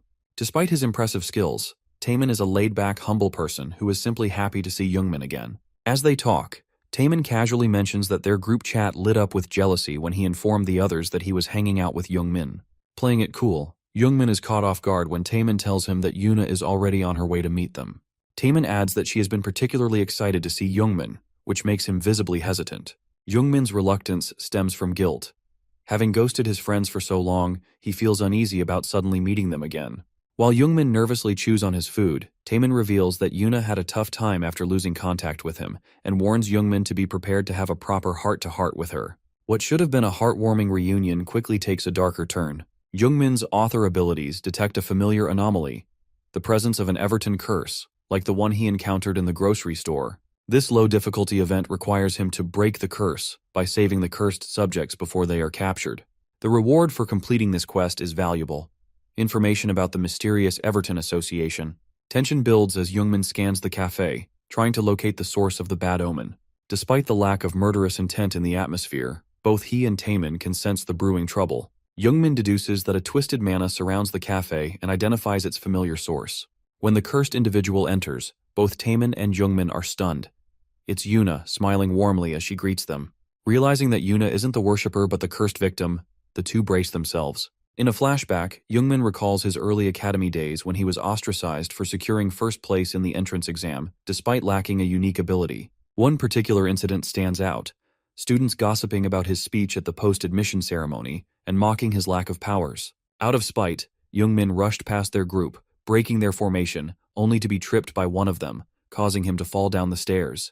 The students laughed at Youngmin's inability to dodge such a lowly attack, but their taunts stopped abruptly when Yuna stepped in. She demanded they apologize to Youngmin and scolded them for wasting time gossiping instead of studying like Youngmin did. Her defense of him lit up his dark, lonely world, leaving him in awe of her. When the bullies tried to retaliate, one of them was stopped by his friends, who reminded him that Yuna was the daughter of the Heavenly Mansion Guild's director, someone powerful enough to ruin their futures. Yuna, unbothered by their threats, flipped them off and helped Youngmin to his feet. She then invited him to dinner, declaring that Taemin owed her a meal after losing a bet. Youngmin, stunned by her kindness, followed her lead, grateful to finally have someone on his side. Over time, Yuna and Taemin became his first true friends, even as the academy students grew resentful of their friendship. The two top-ranking students used sparring sessions as an opportunity to retaliate against Youngmin's bullies without getting into trouble, earning his admiration and guilt in equal measure. Returning to the present, Yuna notices the worried looks on Taemin and Youngmin's faces and asks what's wrong. Taemin points out that she doesn't seem like her usual self. She tries to dismiss their concerns by claiming her doctor gave her a clean bill of health, but Youngmin persists, suggesting she might be involved in something shady. Eventually, Yuna gives in and recounts a recent academy assignment. She had been sent with a group of professors to inspect a dungeon ahead of a planned academy tour. The task seemed straightforward at first, and nothing appeared out of the ordinary. However, she noticed a bloody red spot illuminated on a rocky surface, and out of curiosity, touched it. The substance reacted violently, boiling around her hand and releasing a wave of dark mist similar to what Youngmin had encountered before. Yuna managed to regain control and step back, but the mist lingered ominously. The professors, unaware of what had transpired, completed their inspection and called for her. Yuna rejoined them, leaving behind the mysterious mist. Initially, she thought it was just an illusion, but now she realizes the mist continues to affect her, twisting her mana. Hearing this, Taemin becomes alarmed, declaring that her mana is too corrupted to ignore.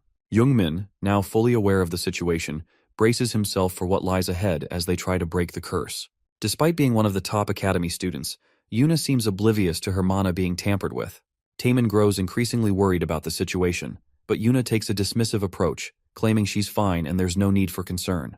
Youngmin, however, insists on addressing the severity of the matter, explaining that it poses a risk to many people if left unchecked. He offers to take a closer look at her mana, which makes Yuna nervous. She protests, saying it's been a while since they've met, and he should hesitate before doing something so personal. Youngmin, however, firmly presses her to allow it, while Taemin, sitting across the table, watches the interaction in bewilderment. Youngmin activates Healing Light, releasing a golden glow of mana around him. Taemin recognizes the ability immediately.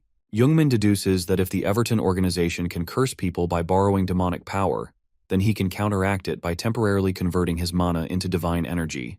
By coupling it with his passive ability, Hero's Mana, and immersing himself with the lesser priestess Esther to receive her blessings, he can fight back against the demonic influence.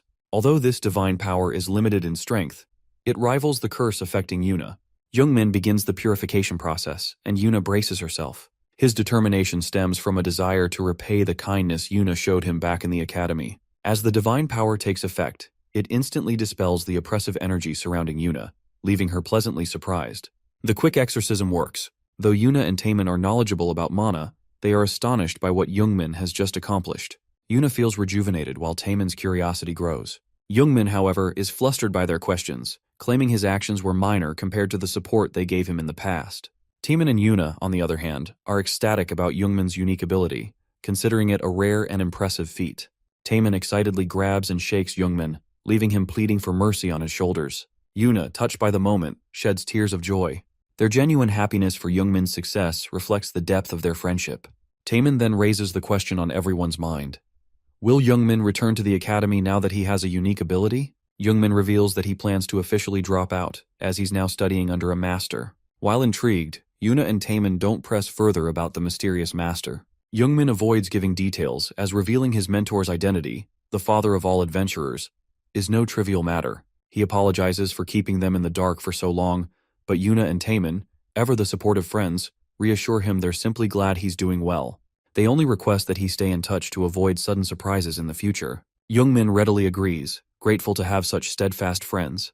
The most joyful day Youngmin has experienced in a while comes to an end, and he returns to his dorm, collapsing face first onto the floor from exhaustion. After spending the day playing and reminiscing with Yuna and Taemin, he feels drained but fulfilled. As he rests, he receives the reward for completing another episode, information about Everton's next move. When Youngmin opens the reward screen, he leaps up in shock.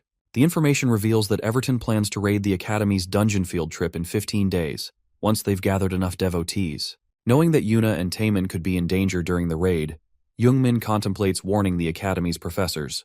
However, he hesitates, worried that Everton might intercept the warning and alter their plans. Youngmin decides to take matters into his own hands. Feeling responsible for creating the antagonistic Everton organization in his story, he resolves to stop them himself. His guilt over endangering his friends drives him to take action. The next day, Youngmin finds himself in Baeomjun's underground training facility. Staring in awe at the state-of-the-art equipment, including weights twice his body weight and unfamiliar machines, he feels like a child in a candy store. Baeomjun enters behind him, scolding him for being so loud. The facility is impressive, boasting features that surpass even the Academy's training rooms. One standout is the 5th-generation virtual combat system, the only one of its kind in South Korea, worth an astonishing 50 billion won, approximately $37 million USD. Baeomjun nonchalantly brushes off the cost and instructs Youngmin to begin training. Before leaving, Baeomjun hands Youngmin a bubble-wrapped package.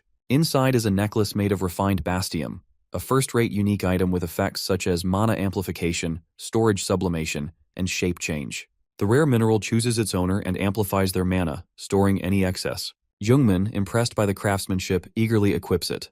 Baeomjun recounts the trouble he went through to forge the necklace, as many forgers tried to buy the bastium from him. With the formalities done, Baeomjun initiates Youngmin's training. He instructs him to start with a light warm-up, but as Youngmin enters the training room, the environment abruptly changes. The air stops flowing, the air conditioners shut off, and the floor glows purple from light emanating between the tiles. Through a microphone, Baeomjun explains that Youngmin has already mastered theory at the Academy. What he lacks is real-world experience. To address this, Baeomjun has contaminated the room with twisted mana to simulate a life-threatening scenario. Youngmin's hero's mana reacts sensitively to the corrupted energy, forcing him to navigate and overcome the dangerous conditions. Baeomjun's unorthodox test has begun, and Youngmin must find a way out before succumbing to the deadly trial. Knowing that Youngmin has already mastered the theoretical aspects of the world's power system, Baeomjun takes an unorthodox approach, suffocating him to the brink of death as a way to gain real-life battle experience. The entire training room is being contaminated with a toxic atmosphere that worsens by the minute, leaving Youngmin with the only option of figuring out how to escape in time. Youngmin's mana receptors and his passive skill, Hero's Mana, go haywire in response to the contamination. The oppressive environment brings him to the verge of panic. As if the poisonous air weren't enough, Youngmin is warned of a sticky energy attempting to paralyze him further. Weak at the knees, he collapses to the ground. Unable to control his body, he feels as though he's drowning in a deadly swamp. Then, through the intercom, Baeomjun's voice cuts through the chaos, urging Youngmin to analyze the air. Baeomjun explains that this practice is vital for adventurers preparing to enter real dungeons, which often contain toxic environments similar to this simulation. But the sly old man has an ulterior motive. He's trying to push Youngmin to reveal his hidden ability. Baeomjun smirks in anticipation, but Youngmin struggles to even stand, his face pale and drenched with sweat. For nearly an hour, Youngmin grits his teeth, powers through the ordeal, and adapts to the contamination. Though impressed, Baeomjun knows this is just the tip of the iceberg. Dungeon ecosystems differ vastly from the real world, where grudge-filled energies left behind by the dead poison the environment. These grudges not only suffocate adventurers, but are known to attack vital organs, making dungeons perilous for even the most experienced. At the 57-minute mark, Youngmin, trembling and on the brink of collapse, finally speaks. His voice is strained, yet he surprises Baeomjun by asking permission to use his unique ability. Baeomjun's shock turns into frustration as he yells at Youngmin for waiting this long. Apparently, Youngmin had assumed he wasn't allowed to use it until now. Baeomjun's angry outburst makes Youngmin laugh awkwardly, further infuriating the old man. Suddenly, Eden, the ever-watchful spirit linked to Youngmin, appears. He chuckles proudly, revealing that it was his assistance, through Hero's Mana, that allowed Youngmin to endure this long. The passive skill, coupled with divine mana, has a purifying effect on the contaminated environment.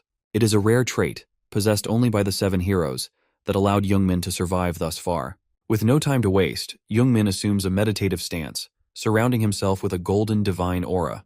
He focuses his energy to purify the room and begins searching for the perfect character to immerse with. Byung-jun, watching from the surveillance room, is on the edge of his seat. Finally, Youngmin activates Immerse, calling forth Lesser Priestess Esther, whose divine power temporarily strengthens his own mana. The room glows with golden light as Jungmin reverses the corrosion caused by the contamination. Byung-jun mutters theories to himself, wondering if Youngmin's ability is Spirit Descent, a unique skill that allows users to borrow power from spirits. However, he notices Youngmin's energy flow is far too refined for such a skill. Byung-jun snaps out of his thoughts when Youngmin addresses him, asking if something is wrong. Byung-jun clears his throat and tells him to proceed.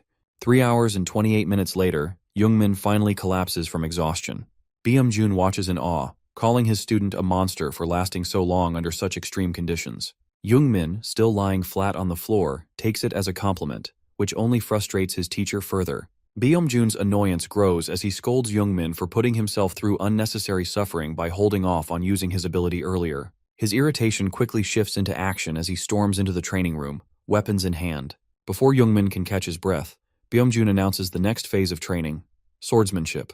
Youngmin barely has time to react before his master threatens to beat him into shape, grumbling about how much overtime he has to put in because of this troublesome kid. Youngmin, utterly confused, wonders if this is punishment for waiting too long to use his ability. But in reality, Byung-jun is just venting his frustration about working harder than he planned. As Byung-jun picks up his weapon, Youngmin's face turns pale. His master's temper has reached its boiling point, and it seems the next training session is going to be just as grueling as the last. The training session Byung-jun gave Youngmin right after his endurance challenge bore some fruit. Our boy is now lean, mean, and ready to take on the world. Still a bit skinny, though. This transformation also improved his stats significantly, and he managed to gain valuable information about the dungeon the Academy is planning to visit for a field trip. The trip is set to take place near the Shepherd Light Tower in exactly a week. Fortunately for Youngmin, this dungeon isn't particularly challenging, expected for a field trip. If that wasn't reassuring enough, personal bodyguards and professors will be present to protect the students, an overestimation by the Academy considering the enemy is only Everton. However, the Academy isn't the only one preparing for this attack. Youngmin has been making his own preparations over the past week. Thanks to Byung-jun's rigorous training, Youngmin's blood vessels are unblocked, his mana circuits are running smoothly, and his mana now flows effortlessly throughout his body. While Byung-jun's harsh methods played a big role, Youngmin's stubbornness also contributed to his progress. With his improved physical stats and mana circulation, low-tier immersion no longer affects him, allowing him to confidently step up to intermediate-tier immersion. Apart from combat, Youngmin, who impulsively entered an alchemy competition, has improved in the field and used his skills to sell intermediate potions. With 238,762,001 in his bank account, Youngmin feels relieved he's no longer living like a peasant. However, reality comes crashing down when he visits an artifact shop and finds that the extremely rare sword he's been eyeing costs a whopping 3 billion won. Still, he manages to purchase some relatively cheap yet high-quality items, including a sword that significantly improves his swordsmanship and unlocks an ability to unconsciously practice. In the training room, Youngmin notices that the sword feels much lighter, not because of muscle gain, but thanks to the extraterrestrial bracelet he purchased. The bracelet allows the user to lift objects weighing up to 200 kilograms by distorting space. With his newfound strength, Youngmin is confident he can impress the ladies while also honing his improved abilities. A win-win.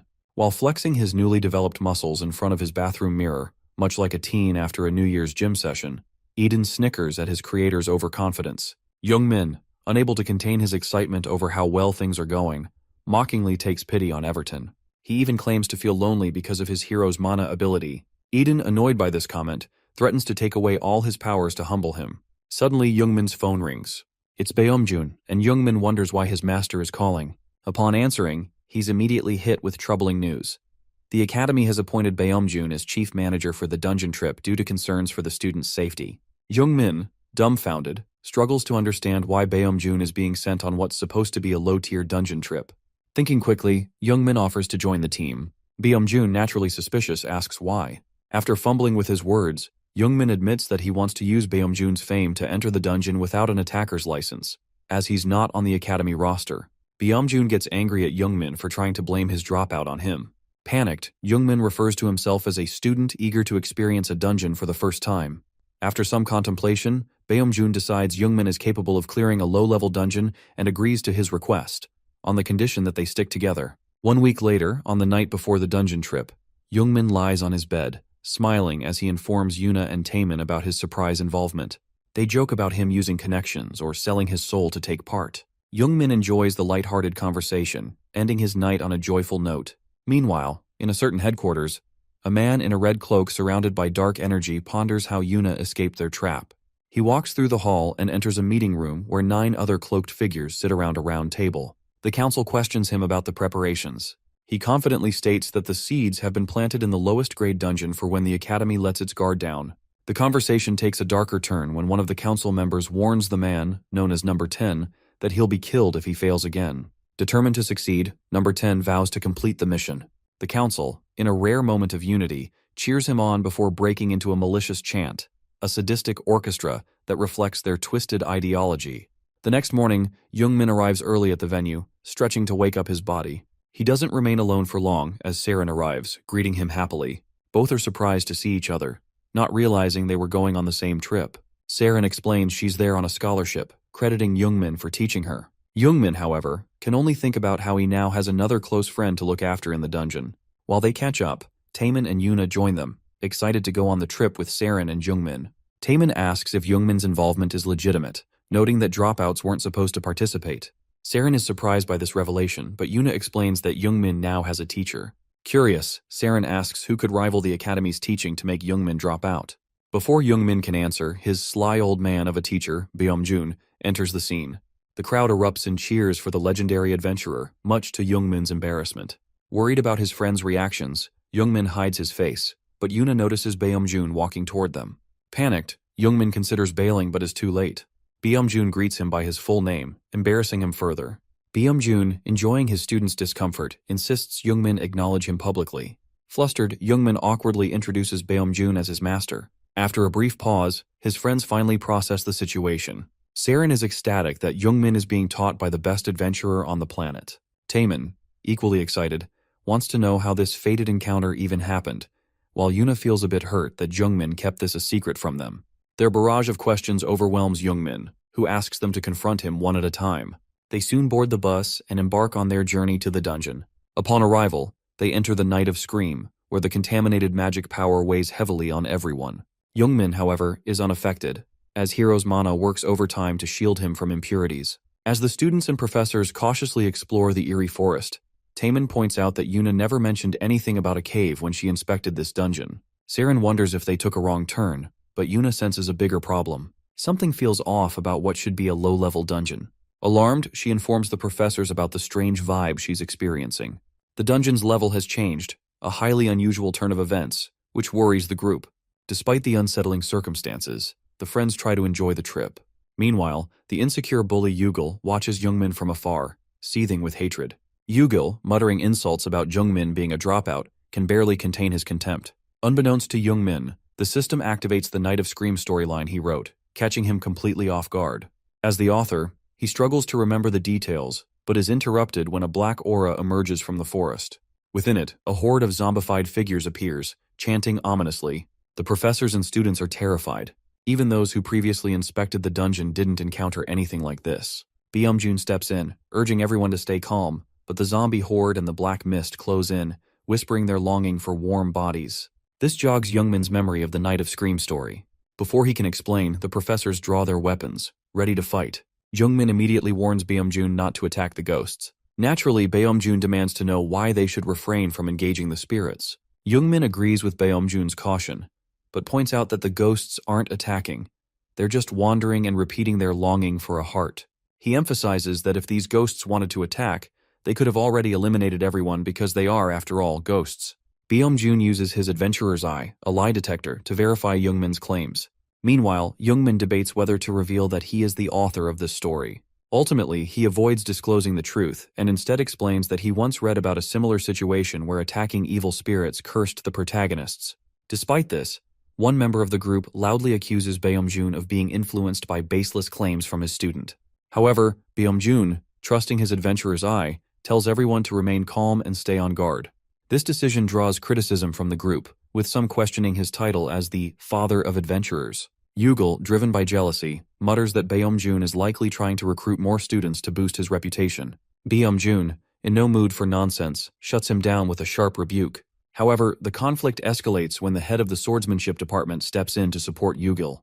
With a smug demeanor, the head mocks Beomjun for allegedly prioritizing his student's opinion over the safety of the group. He even accuses Youngmin of cowardice, questioning why he's so reluctant to approach the ghosts. Youngmin stands his ground, explaining that agitating the ghosts would lead to disaster. The swordsmanship head, unimpressed, dismisses Youngmin's reasoning as naive, labeling it as sending them to heaven. Before the situation spirals further, Beomjun intervenes. He calmly explains that dungeons don't always require combat to be cleared, and reminds the group of the curses tied to fighting vengeful spirits. This puts Youngmin at ease, and he sighs in relief, believing the situation is under control. Unfortunately, his optimism is short-lived. The swordsmanship head, unable to resist his desire to assert dominance, charges at the ghosts, wiping out the entire horde in a single strike. Youngmin's devastating scream echoes through the forest as he watches in disbelief. The swordsmanship head smugly claims this as an efficient solution and chastises Beomjun for delaying what he considers a simple task. Seeing Youngmin in despair, Beomjun reminds the swordsmanship head who is in charge of the dungeon, sparking another heated exchange. The arrogant instructor lashes out, accusing Beomjun of being swayed by a mere student. Yugil seizes the moment to quote Beomjun's own advice about suspecting everything in a dungeon. Beomjun quickly shuts down the argument, reminding everyone of the dungeon's golden rule: follow the leader's commands. As the bickering subsides, Jungmin receives an alert from the system about a change in the dungeon's difficulty due to the disruption of the original story's flow. Realizing the gravity of the situation, Jungmin steels himself for the now intermediate dungeon and prepares for what's to come. With the difficulty shifting from low level to intermediate, the ominous chanting of the ghosts changes from longing for warm bodies to an intense urge to kill. Some irrelevant side characters in the group dare to doubt Beomjun's orders not to attack, despite clearly hearing the ghosts blaming them for their traumas. However, not all of them lack awareness. One of the girls notices the fog thickening by the second. Beomjun discusses their next course of action with Youngmin, but Youngmin is primarily focused on surviving the unpredictable reactions of the ghosts. The Night of Scream transforms into the Night of Nightmare, due to one smug head of department succumbing to his emotions. The ghosts' resentments evolve into a raging intent to murder every living being in the forest, upgrading them from mere ghosts to vengeful evil spirits typically found in higher-level dungeons. The dismembered, broken limbs and unnervingly grotesque appearances of the ghosts amplify as their mournful cries shift into bloodthirsty chants. Witnessing the situation escalate so drastically, Yugil realizes he sided with the wrong teacher and collapses to the ground, paralyzed by despair. The smug, lanky swordsmanship department head also drops to his knees, choking from an unseen force. Beomjun shows only the bare minimum of courtesy, ordering Saren to drag the arrogant man to the sidelines so at least he doesn't die. Saren, eager to help, accepts this as her first mission. Beomjun then turns to Youngmin, asking if he should step in now that the ghosts have turned into evil spirits. However, Youngmin insists on taking responsibility himself. This frustrates Beomjun, who finally loses his cool, arguing that people are being attacked, yet his stubborn student wants to shoulder this burden alone.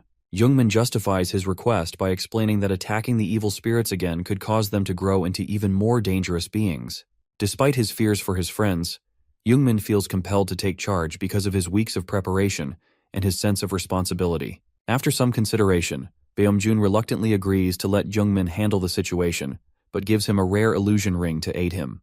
The ring allows its user to alter their appearance using mana and can even activate a shadow clone jutsu-like ability. Youngmin is taken aback by the gift, prompting Beomjun to explain it in relatable terms.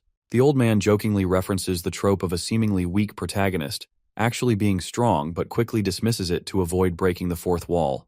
Their brief exchange ends, and Youngmin steels himself for the task at hand.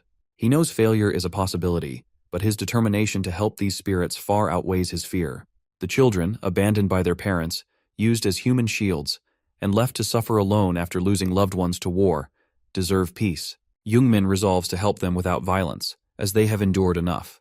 Using the illusion ring, Youngmin activates his immersion with Michelle Condor, a high-level character raised by the priests of a small temple. Michelle grew up to be a priestess, who saved countless children from resentment through revelations from the Lightbringer. Immersing with such a powerful character is a first for Youngmin, as he has only used low-level priestesses like Esther before. To his surprise, the Lightbringer seeks him out during the immersion. Though unsure of who Youngmin is, the Lightbringer reveals itself as Prina and calls him to a space resembling an endless void. There, he stands before a gigantic floating figure of Prina. She begins to pray for him, while Eden watches from afar, perplexed by how Youngmin managed to immerse first with his master, and now with the Lightbringer herself. Prina's prayer makes the immersion with Michelle Condor easier. A gold-encased cross materializes from the yellow flowing divine aura into Youngmin's hands, completing his first successful immersion with an intermediate-level character. The illusion ring activates, projecting an image of Michael, a being radiating golden divine aura. This representation grants Youngmin perfect synchronization with Michelle Condor. Byung-jun watches in amazement as his student's abilities, far surpassing what he displayed in class 2 weeks ago, unfold before him. Unsure how Youngmin grew so much stronger in such a short time, Byung-jun concludes that his student is a true monster in human form. Youngmin's divine aura expands, enveloping the entire forest. The Academy crowd, witnessing his transformation, finally sees Youngmin as the true main character. The enormous storm of divine aura surrounding the eerie forest, with Youngmin at its center, forces the horde of evil spirits to retreat as the light burns them. The divine aura begins to drizzle down like rain, which the students notice is happening at the will of the giant priest-like figure. Yuna and Saren also notice the figure and try to deduce his identity, while Taemin is in awe of the priest's beauty. Didn't know this dude swung that way. The priest raises the cross in his hands and calls upon the Knight of Screaming with his prayers. The ghosts of the children had turned into evil spirits because a lanky, smug head of the department acted rashly. This unnecessary risk could have been avoided. Had they not attacked the ghosts, all the Academy needed to do was hold a memorial for the dead children to end the episode. To give the children at least something close to that, Youngmin took it upon himself, as the original author, to relieve them of their misery. The cross grows ginormous, shedding light all over the forest for everyone to gaze upon in amazement. Everyone wonders who could have achieved such a feat. Yuna, being perceptive despite the time she got cursed, notices the evil spirits crying. The children finally feel the warmth they longed for and vanish into thin air, turning into specks of golden dust as they finally find peace. The Night of Scream ends along with Youngmin's immersion, but because he exceeded the limits of what his body could handle, a severe backlash ensues. Youngmin begins to fall unconscious, and the system floods him with notifications all at once. Our boy leveled up, as did his skills, by 1. He also gained a new passive skill, Enhanced Mana System, along with increased stats because the character he immersed in broke his limiters. Since he is fully synced with the hero's mana, the maximum amount of energy he can exert has doubled as well. As Youngmin continues to fall, he permanently gains the protection of the Lightbringer for completing the Night of Scream in a hidden way. Byung-jun catches him before he hits the ground, and his 3 friends circle around him in worry. Byung-jun knows that unleashing such an insane amount of mana in a short span must be draining for a noob like his student. While trying to assess the situation, Youngmin coughs up heaps of blood, causing panic. He is rushed to the hospital with a few recovery potions administered along the way. Before they can begin the escort, dark energy arrows spawn from the forest soil and shoot toward the group. Byung-jun notices them in time and nullifies the damage, but their mere existence is a hindrance due to Youngmin's condition. Visibly pissed, Byung-jun confronts the source, Everton scum. One of them demands that Byung-jun hand over the 8th hero. The slimy-faced Evertonian has the audacity to talk down to the father of all adventurers, but Byung-jun quickly shuts him up. He instructs Youngmin's friends to take care of him while he handles business. The Evertonian is determined to capture the students, but his meaningless screams are cut short when Byung-jun grabs him in the most viciously efficient manner, as his student is practically on his deathbed. Byung-jun's swift elimination of the spokesperson injects fear into the remaining Everton henchmen. Not wanting to prolong the fight, Byung-jun takes them all on at once. Who knows what one-sided massacre unfolded during the battle, but fast forward to Youngmin waking up in the hospital. The first thing he sees is Byung-jun slicing apples. Maybe that's what he did to the Everton guys. Turns out Youngmin was unconscious for 3 days. His first concern is for his friend's well-being after the dungeon. Byung-jun jokes that a saintess materialized in the forest and saved everyone, which confuses Youngmin. The old man pats his head for a job well done, but also expresses concern for his beloved student, who regularly passes out after slightly upgrading his unique abilities. After this heartfelt moment, Byung-jun drops a bomb on the freshly recovered Youngmin. Poor lad thinks one of his friends got hurt, judging by Byung-jun's serious face. But all the dramatic build-up leads to the old man admitting he accidentally told Youngmin's parents about him dropping out of the academy. Youngmin loses his temper, dropping honorifics while addressing Byung-jun, which riles the old man up as well. Youngmin is furious because now he has to face his disappointed parents, who had high hopes for him. Byung-jun blames Youngmin for not informing him earlier, and the nurse scolds them both for being noisy in the hospital. Returning home after 2 years on a leave of absence, Youngmin stands nervously at his parents' doorstep, dreading their reaction. His admission as the top-ranked candidate had been a celebration in the entire village, and now the news of his dropping out looms over him. Realizing there's no undoing it, he steels himself and enters the house, ready to beg for mercy. To his surprise, he is greeted by the wholesome sight of his parents sitting at the dinner table with food prepared for his arrival. They share a hearty reunion dinner, and Youngmin stuffs himself with his mother's home-cooked food after so long. Still worried about her son, his mother insists he hasn't eaten enough and offers dessert. Youngmin, already bloated, politely declines, knowing his stomach isn't used to such good food. His mom remains concerned about his weight loss, but now comes the talk with his dad. Surprisingly, his father isn't against his decision to drop out, though he expresses mild disappointment. Youngmin had worked hard to earn the top rank, but his father is just glad he changed fields before getting hurt in a dungeon. Not expecting such an anticlimactic reaction, Youngmin is left speechless. Before he can process it, his mother informs him about a dungeon materializing near the village 2 months ago. She suggests he find a safer job, and his father warns him to be careful. Youngmin realizes this dungeon appeared at the same time his novel was published by the world system as Towers. This makes him painfully aware that it is his fault his parents are now living near a dangerous dungeon. Inspecting the area where his mom said the dungeon appeared, Youngmin strolls around the forest to locate it. He uses his newly learned Academy's advanced skill, Detection, to double the range of spotting anomaly than normal. A sudden burst of information startles Youngmin, but Eden is there to calm him down in his own older brother kind of way. He reminds Youngmin of the new skill he unlocked after clearing Night of Scream, Enhanced Mana System. While Youngmin thinks he underestimated the radius of his detection, estimating it to be around 1 kilometers, Eden bursts his bubble by scaling it below average because scanning a mountain is much more mind-blowing. Youngmin tells the arrogant swordsman that they are not on the same level, and moves on with his search. Searching through the bushes, Youngmin finally comes across the entrance of the dungeon. A huge black hole surrounded by red lightning welcomes him inside, but is surprisingly a low-level dungeon. Youngmin says out loud what everyone is thinking. It is much too horrifying of an entrance for a low-level dungeon. Meanwhile, at the Adventurers Association Forensic Department, Baeom-jun and one of the forensic scientists carefully examine a body that seems to be burnt to cinders, but Baeom-jun insists to observe it for a few more moments. The forensic scientist questions his reasons to watch over a burnt, naked body for so long, but that is just a fair reaction. In his defense, Baeom-jun had been taking several looks at it to find a clue other than just a mark to find out where exactly did this dude, along with the others in the dungeon, came from. He thinks back on the moment when they arrived, particularly their goal of taking back the 8th hero with them, but no specific idea of who that may be.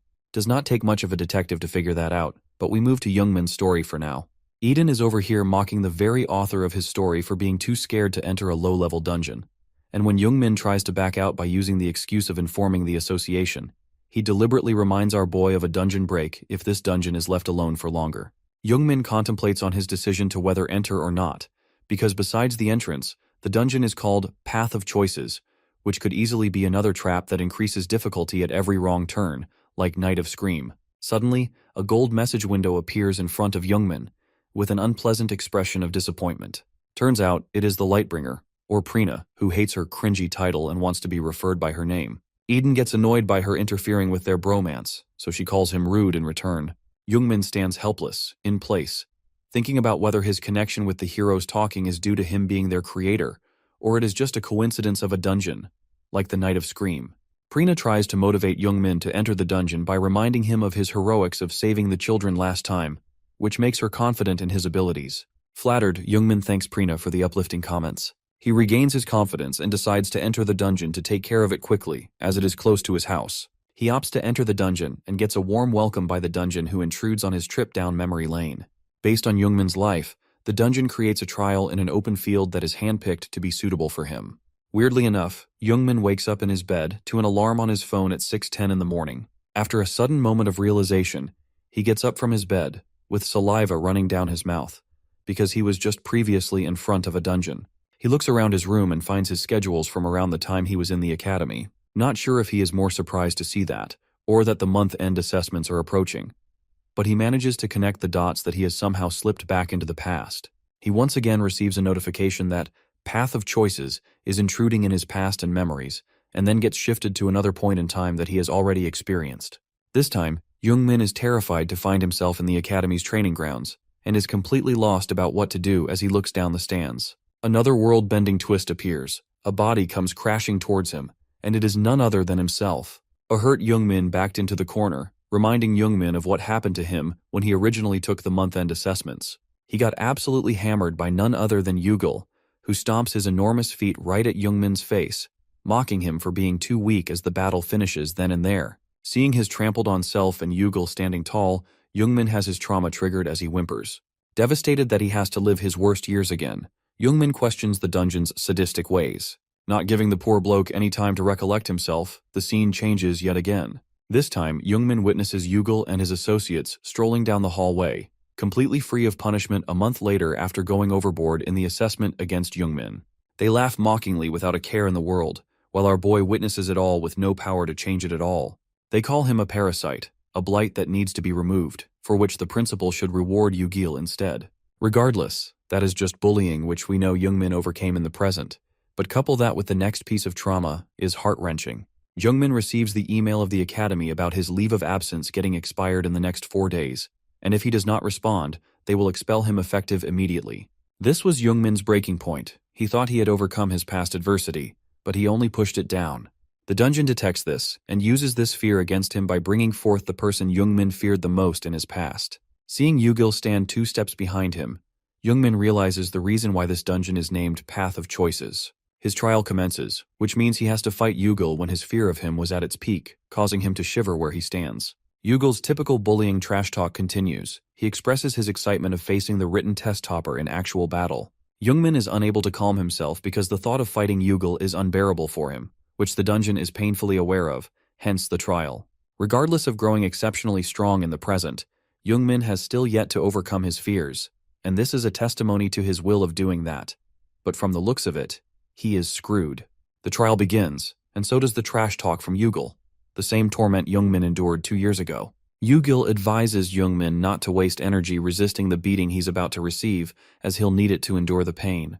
Youngmin is absolutely petrified at the prospect of fighting his major bully during this trial and loses all confidence. The crowd labeling him as weak and a disgrace to the academy only piles onto his despair. He tries to pull himself together, coming to terms with the fact that this is just a trial. Since it's the Yugil from 2 years ago, Youngmin convinces himself that he is strong enough now to handle him with ease.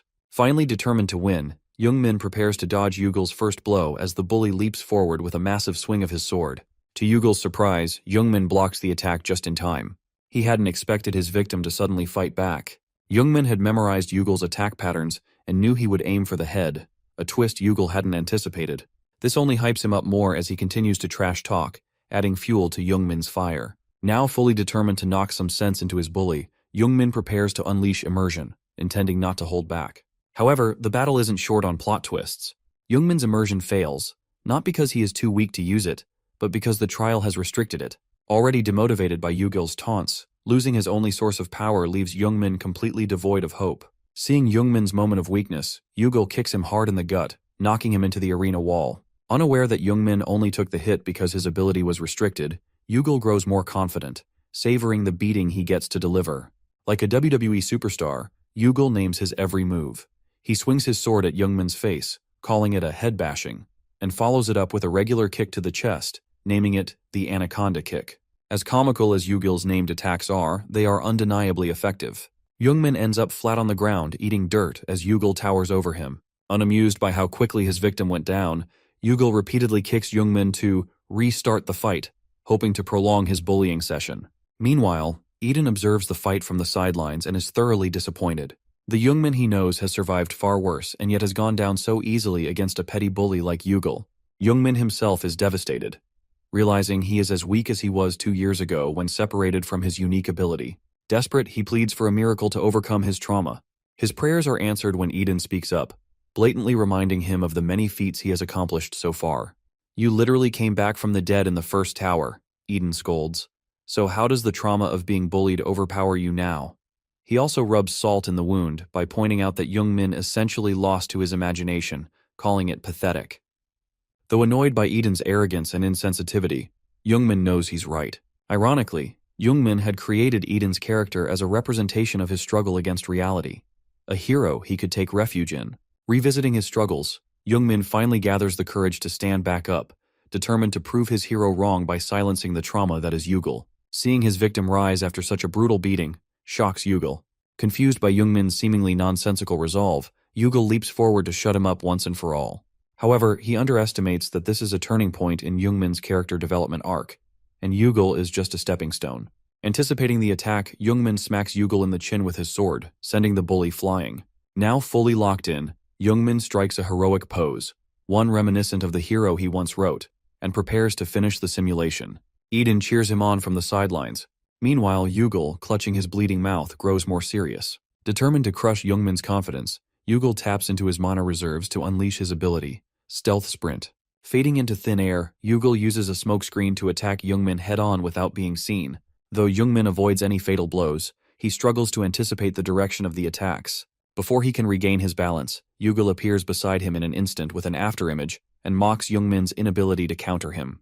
Realizing his naked eyes are useless against such an opponent, Youngmin calms himself and activates the Academy's advanced skill to predict Yugal's next move.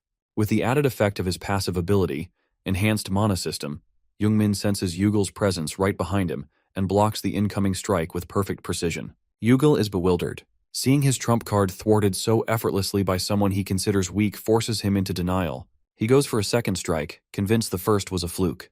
But the projection of Yugal cannot simulate Youngmin's growth over the past 2 years. Youngmin blocks every strike with ease, frustrating Yugal further. Each failed attack chips away at the bully's confidence until he begins questioning the very existence of his once helpless victim. During one clash, their weapons resonate, and Yugal realizes he is outmatched. Within Youngmin, he senses the overwhelming presence of Eden. This momentary distraction is all Youngmin needs. Seizing the opportunity, he gets behind Yugal and strikes him down in one decisive blow, leaving him incapacitated. The tables have turned. Youngmin now towers over a defeated Yugal, who seeks answers to his overwhelming strength. Youngmin's only response is a declaration. Yugal's days of bullying are over. With this, the trial ends, and the dungeon dissolves. As a reward for overcoming the trial, Youngmin gains a peculiar advantage. The real Yugal will now shiver in fear whenever he sees Youngmin. Whether or not that's fair is debatable, as it was merely Yugal's projection that lost. But Youngmin will take the victory regardless. Youngmin achieved 2 major milestones during his visit to his parents. He overcame one of his biggest traumas and got to see his parents genuinely pleased with him. However, he is definitely more thrilled about finally defeating his bully, even if it was just a projection. After bidding his parents farewell, Youngmin boards the bus to return home. He opens his laptop to catch up on the latest news in the city, no longer having to worry about the dungeon break. He discovers his dungeon reward on the laptop and eagerly accepts it, only to find that it is none other than his novel. More precisely, it is the opening of Age of Destruction, which has been classified as a lowest class noble phantasm, growth type. It comes with the effect of retrieving information, meaning it can supply Youngmin with detailed information directly to his brain whenever he wills it, accessible only to him. However, there's a catch. Youngmin isn't granted full access to the information immediately, even though he is the author. Despite the restriction, the information he does receive is enough to help him face future obstacles. Out of nowhere, Yuna appears behind him, startling Youngmin as he wasn't expecting anyone else at the academy.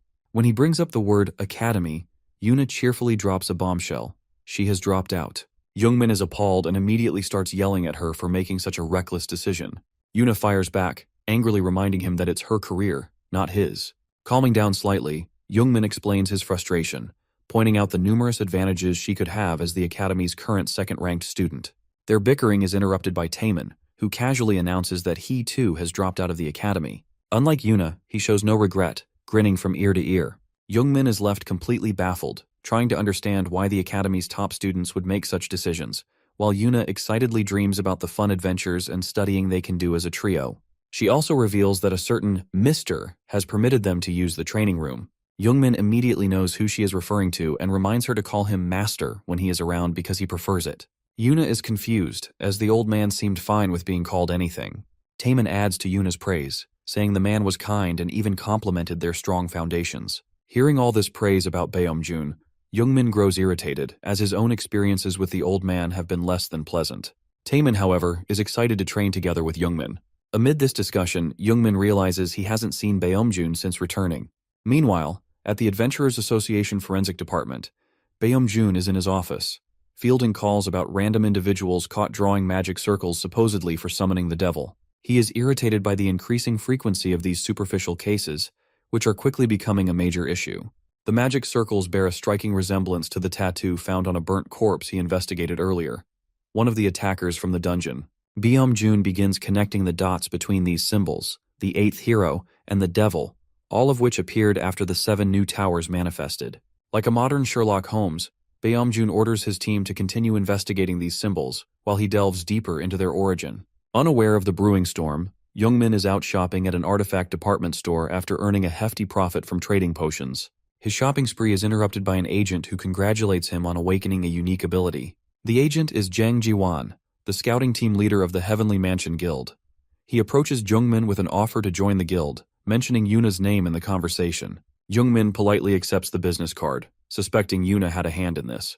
Jungmin's suspicions are confirmed when Jang thanks him for looking after Yuna. While Jungmin knows it's the other way around, he doesn't argue. Having a guild leader speak to him so politely is still a surreal experience.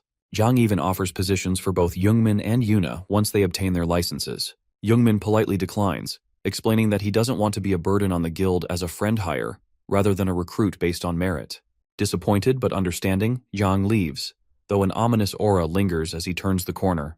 Jungmin, blissfully unaware, continues shopping, deluded by the thought that his genius is the reason for the offer. Eden quickly deflates his ego, reminding him of the actual geniuses who would be offended by his self-proclaimed status. However, Jang, who walked away calmly, collapses around the corner. His unique ability, Eye of the Truth, had failed repeatedly during his interaction with Jungmin, leaving him shaken. Jungmin's legacy and blessings had completely overpowered Jang's ability, rendering it ineffective before he even got within a mile of Jungmin. This experience was unlike anything Yang had ever encountered, further solidifying his determination to stay close to Jungmin. Later, Jungmin, while riding an escalator, chats with Eden and Prina through a Bluetooth earpiece to maintain appearances. Prina teases him for buying too many items, but Jungmin defends his purchases, claiming they might be useful in a dungeon. Suddenly, he receives an alert about suspicious activity near the mall involving Everton. Jungmin activates his detection ability in a less crowded area, realizing that the range of his detection has grown significantly thanks to Hero's mana. He scans the mall, locating an ominous object radiating evil energy in the basement's power system. With Prina's guidance, Jungmin purifies the mark of a follower, using holy water, which he conveniently carries in his dimensional bracelet. Eden and Prina are astonished at how quickly Jungmin resolves the issue. Jungmin activates detection again, but this time the results are overwhelming. 172 similar magic circles are within a 1-kilometer radius.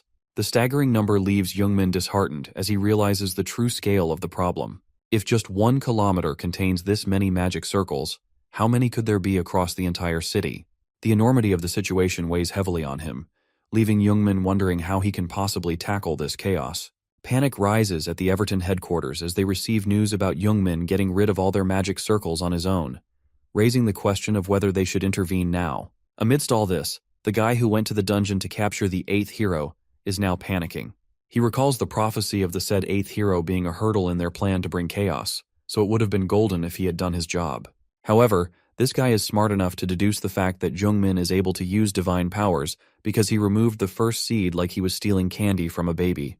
This makes our boy a potential threat to these evil spawns known as Everton, so they have to get rid of him, but not currently, as Jungmin is too much for them to handle. One of the druids at the round table offers to take matters into his own hands, but the number 1 at the table refuses this rash offer with sound reasoning that getting rid of magic circles all over the city by himself is too great of a task for Jungmin to complete.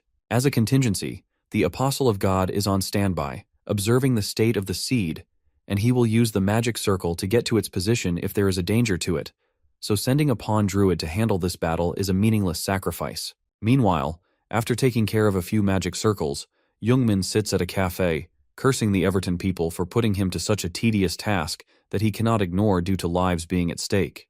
Jungmin is curious about the seed being around him, as a lot of the magic circles are placed in close vicinity, though he is still far from deducing its actual position since he is unable to even find all the magic circles. Summoning a demon requires a seed of the curse and magic circles. The seed is then planted into a human with mana to act as a vessel for the demon to be born in. Jungmin worries that this makes it awkward for him to find it, as direct contact with divine aura is the only way he can determine where the seed is. He takes out his phone and contacts Byung-jun to help him get rid of the magic circles, but it will take the old man some time to get here, so Jungmin decides to at least get to the person with the seed in the meantime. Suddenly, Yuna comes into the cafe and greets Jungmin, who is shocked to see her here out of nowhere. Saren is happy to see Jungmin up and about after the time he had to spend in the hospital, so Jungmin quickly reassures her that he is doing fine. Moving past the formalities in an instant, Youngmin asks Saren how she knew where he was. It turns out she spotted him from the road as she was out on a stroll, definitely not a subtle coincidence that will lead to something major in a bit. She whips out her wallet and offers to buy her boss a drink to congratulate him on getting discharged, but Youngmin refuses because he has to be somewhere in a bit. This wholesome reunion takes a dark turn when Youngmin notices a glimpse of Saren's heart being chained by the seed.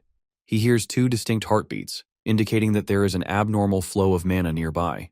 Youngmin is quick to figure out that there is another curse around him, just like with Yuna. He immediately asks for her hand, not for marriage, but to check if the curse is placed on her, which he confirms after a sudden shock is felt by the two as soon as they come into contact. Saren dubs this as much more than just a static shock, which is quite believable with her strong reaction. Her hunch was right, unfortunately, as this was caused by her being cursed, which rejected the divine mana in Youngmin. He immediately tries to connect the dots of when she could have fallen to the curse, and ends up with the time they went to the dungeon, which would mean the seed in Saren has already matured. The part of his novel that he received earlier helps him search for information about the seed of the curse at its highest stage on an intermediate level of difficulty. It is the perfect condition for the demon to be summoned. However, there is a brief window before it could be fully completed, as the seed has yet to merge with Saren's mana core, making it possible for Youngmin to remove it fairly easily. With this information, Youngmin's face is brimming with a confident look, because he does not have to fight the final boss in his current state, going as far as cursing Everton because he got away with foiling their plans again. Saren thinks her boss is laughing at her pain like a sadist, and her worries double after he requests her to experience the same pain once again, in exchange for a treat he can give her later, as divine mana flows out of him with a smug smile on his face. Saren gets progressively worried about what is about to happen to her, while Youngmin begins his immersion with Michael Condor to remove the seed before it stabilizes. Of course, every predicament in this story has a series of hurdles before it is solved, and the hurdle for this one arrives right at the nick of time. A guy in a suit enters the scene to crush Youngmin and his hopes of victory, which is indicated by his demonic smile and a very typical villain entry by smashing an entire wall of the cafe instead of taking the door. Eden and Prina are worried for Youngmin as well as curious about what just happened. Youngmin tries his best to cover Saren in an attempt to protect her, and when the dust settles, he confronts the guy in the suit for interrupting his rescue mission at the wrong time. With one hand in his pocket and the other shaped like a claw, the guy in the suit presents himself as a representative of Everton, who is here to stop Youngmin from being a hindrance to their plans. He immediately goes ahead with what he came here to do, but before he can strike our boy with his superhuman speed, he gets blindsided and punched to oblivion by Beomjun, who arrives on the scene like a true master protecting his apprentice. He screams at the guy in the suit, whom he knocked over a mile away, giving him potential brain damage, for even staring at his apprentice in a funny way. Youngmin is pleasantly surprised to see Beomjun drop by at the exact moment he needed him, because the corporate world thought his work today was not that important. Beomjun asks Youngmin if he is all right, which our boy reassures him of, but instead of getting to lend a hand, Beomjun tells him to hide away for safety. While they try to figure out the next course of action, the guy in the suit menacingly gets up and walks nonchalantly from the smoke, fixing his broken neck like he's putting together a Lego figure. With the same menacing smile on his face, the guy in the suit commends Beomjun's punch, which would easily cripple an ordinary S-class adventurer, just so he can put his level on the scale. He mocks Beomjun for helping Youngmin in battle again, treating this as a mere hindrance. Beomjun is terrified, something you do not see often, that the guy whose neck he definitely broke is walking towards him like it's just another Tuesday. The guy in the suit finally introduces himself, respectfully, as the father of all adventurers stands in front of him. His name is Amol, an apostle of Satan. Before the two of them can process this level of insult, he quickly moves towards the next part of the plan. All the magic circles in the city amount to 1,048 in total, and they start resonating simultaneously throughout. Youngmin quickly turns towards Saren to at least get rid of the seed in her, but all he finds is black mist where she was knocked out. He looks around in panic to locate her and finds her curled up like an infant waiting to bloom in the sky, covered and entrapped by some sort of black, evil-looking circle. He calls out to her, but to no avail. After Amol successfully gains a grasp over Saren by distracting Beomjun and Youngmin with his astonishing superhuman skills, he then educates them on the thing that a demon likes the most: fear. Unlike the fear that Batman evokes in his enemies by beating them to the brink of death, this is fear that naturally exists in humans. The many magic circles across the city emanate huge rays of black light that reach the skies, making them visible even to a regular passerby. A little boy, out with his mother, is unfortunate enough to witness them. Instilled with fear, He turns to his mother for reassurance that the sky turning black is not a bad omen. The beams turn into red pillars that converge at a point in the sky, halting movement in the citizens as they gaze upon this unknown phenomenon. One of them has the smartest question of all. Should they not run away from this mess? But peer pressure is what stops him from doing so. From afar, the pillar's formation seems like a cage that has entrapped the city, and from its center, a black hole emerges. Before people can react to this otherworldly event, every single one of them starts to have their souls sucked away. Screams of excruciating pain echo through the streets as each soul is stripped from one person after another. The collective souls all flow toward the giant black hole in the sky. Jungmin notices the pool of blood-red souls flying off in the distance, realizing that the manaless people are being victimized to turn Saren into a demon, as those souls flow into her body. He prepares to get rid of the seed inside her, but a mole detects his ambition and stops him right then and there. To rid our boy of hope, he raises his claw, metaphorically indicating that he has Saren in his grasp, which is why Jungmin is too late to be the hero now. Instead, he must count down the seconds until the demon is summoned. All the souls come rushing toward Saren as a mole clenches his fists, as if commanding them, and the emergence of the demon begins right behind him in the most glamorous manner possible. As heinous as this build-up to the demon's summoning is, Baeomjun ruins the vibe by straight-up dropping an F-bomb at a mole for playing the role of a villain in the most exaggerated way possible, despite having significantly aged far too much to be acting like a child. He disses Amal's behavior, calling it the same as a cringy novel, which hurts Jungmin more than it hurts Amal, because it is his novel in the first place. Unknowingly, Baeomjun triggers Amal as well, who immediately switches gears to the extreme. He leaps at Baeomjun with the intent to kill while revealing that he has knowledge of every power Baeomjun is hiding, and that he will need them in this battle. Baeomjun is rather impressed that entities know about his trump cards, but is sure that he will not need them to win this one. The two clash fists, but Amal is repelled back by a yellow energy barrier created by Baeomjun. In this moment, Jungmin has the chance to get rid of the seed inside Saren since Amal was dragged into battle by his master. However, before he can even take a step forward, he picks up on a smell that reeks and notices a thick, black fog surrounding the area. Writing from his novel rushes into his brain. The moment a demon was born, heroes like Eden and the others trembled amidst the reek of decaying corpses and blood. Jungmin finds himself in the same situation he wrote in the novel. The demon's first appearance causes him to freeze in place. He quickly turns around to catch a glimpse, only to be fixated on the sight of the figure in front of him.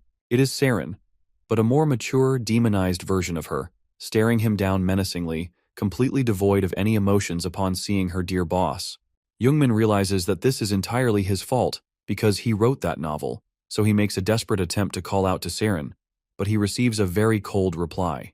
She is completely unaware of who this person in front of her is, and this absolutely devastates our boy. What cuts him even deeper is how unrecognizable she has become. Her voice sounds otherworldly, like two metals scratching against each other, exactly as he described the demon in his novel. Finding himself in a predicament that seems impossible to resolve, he further realizes that a human turning into a demon is an irreversible process. Memories of the cheerful Saren, who always looked out for him, come rushing before his eyes as he contemplates putting her down for good. Tears start falling as he deems it necessary to take down Demon Saren to prevent further casualties. He grits his teeth, unwilling to go through with this, and calls forth his immersion. The spark of divine mana flowing into him causes Demon Saren to frown, as it stings her just like before. In the next instant, she finds herself caged in a holy barrier where she will now be judged in the name of God. The priest Jungmin immersed into before comes forth and activates the judgment on Demon Saren, pushing forth holy light that passes through her body. Those rays of light cause Demon Saren agonizing pain as she screams at the top of her lungs, writhing all over the place as it becomes more unbearable for her. The divine spell is directly destroying the demon that has taken over Saren, an attempt by Jungmin to potentially save the Saren we all love. In the name of God, she has been judged. The demonic energy from within her shrieks in pain, her mutated body writhes in agony.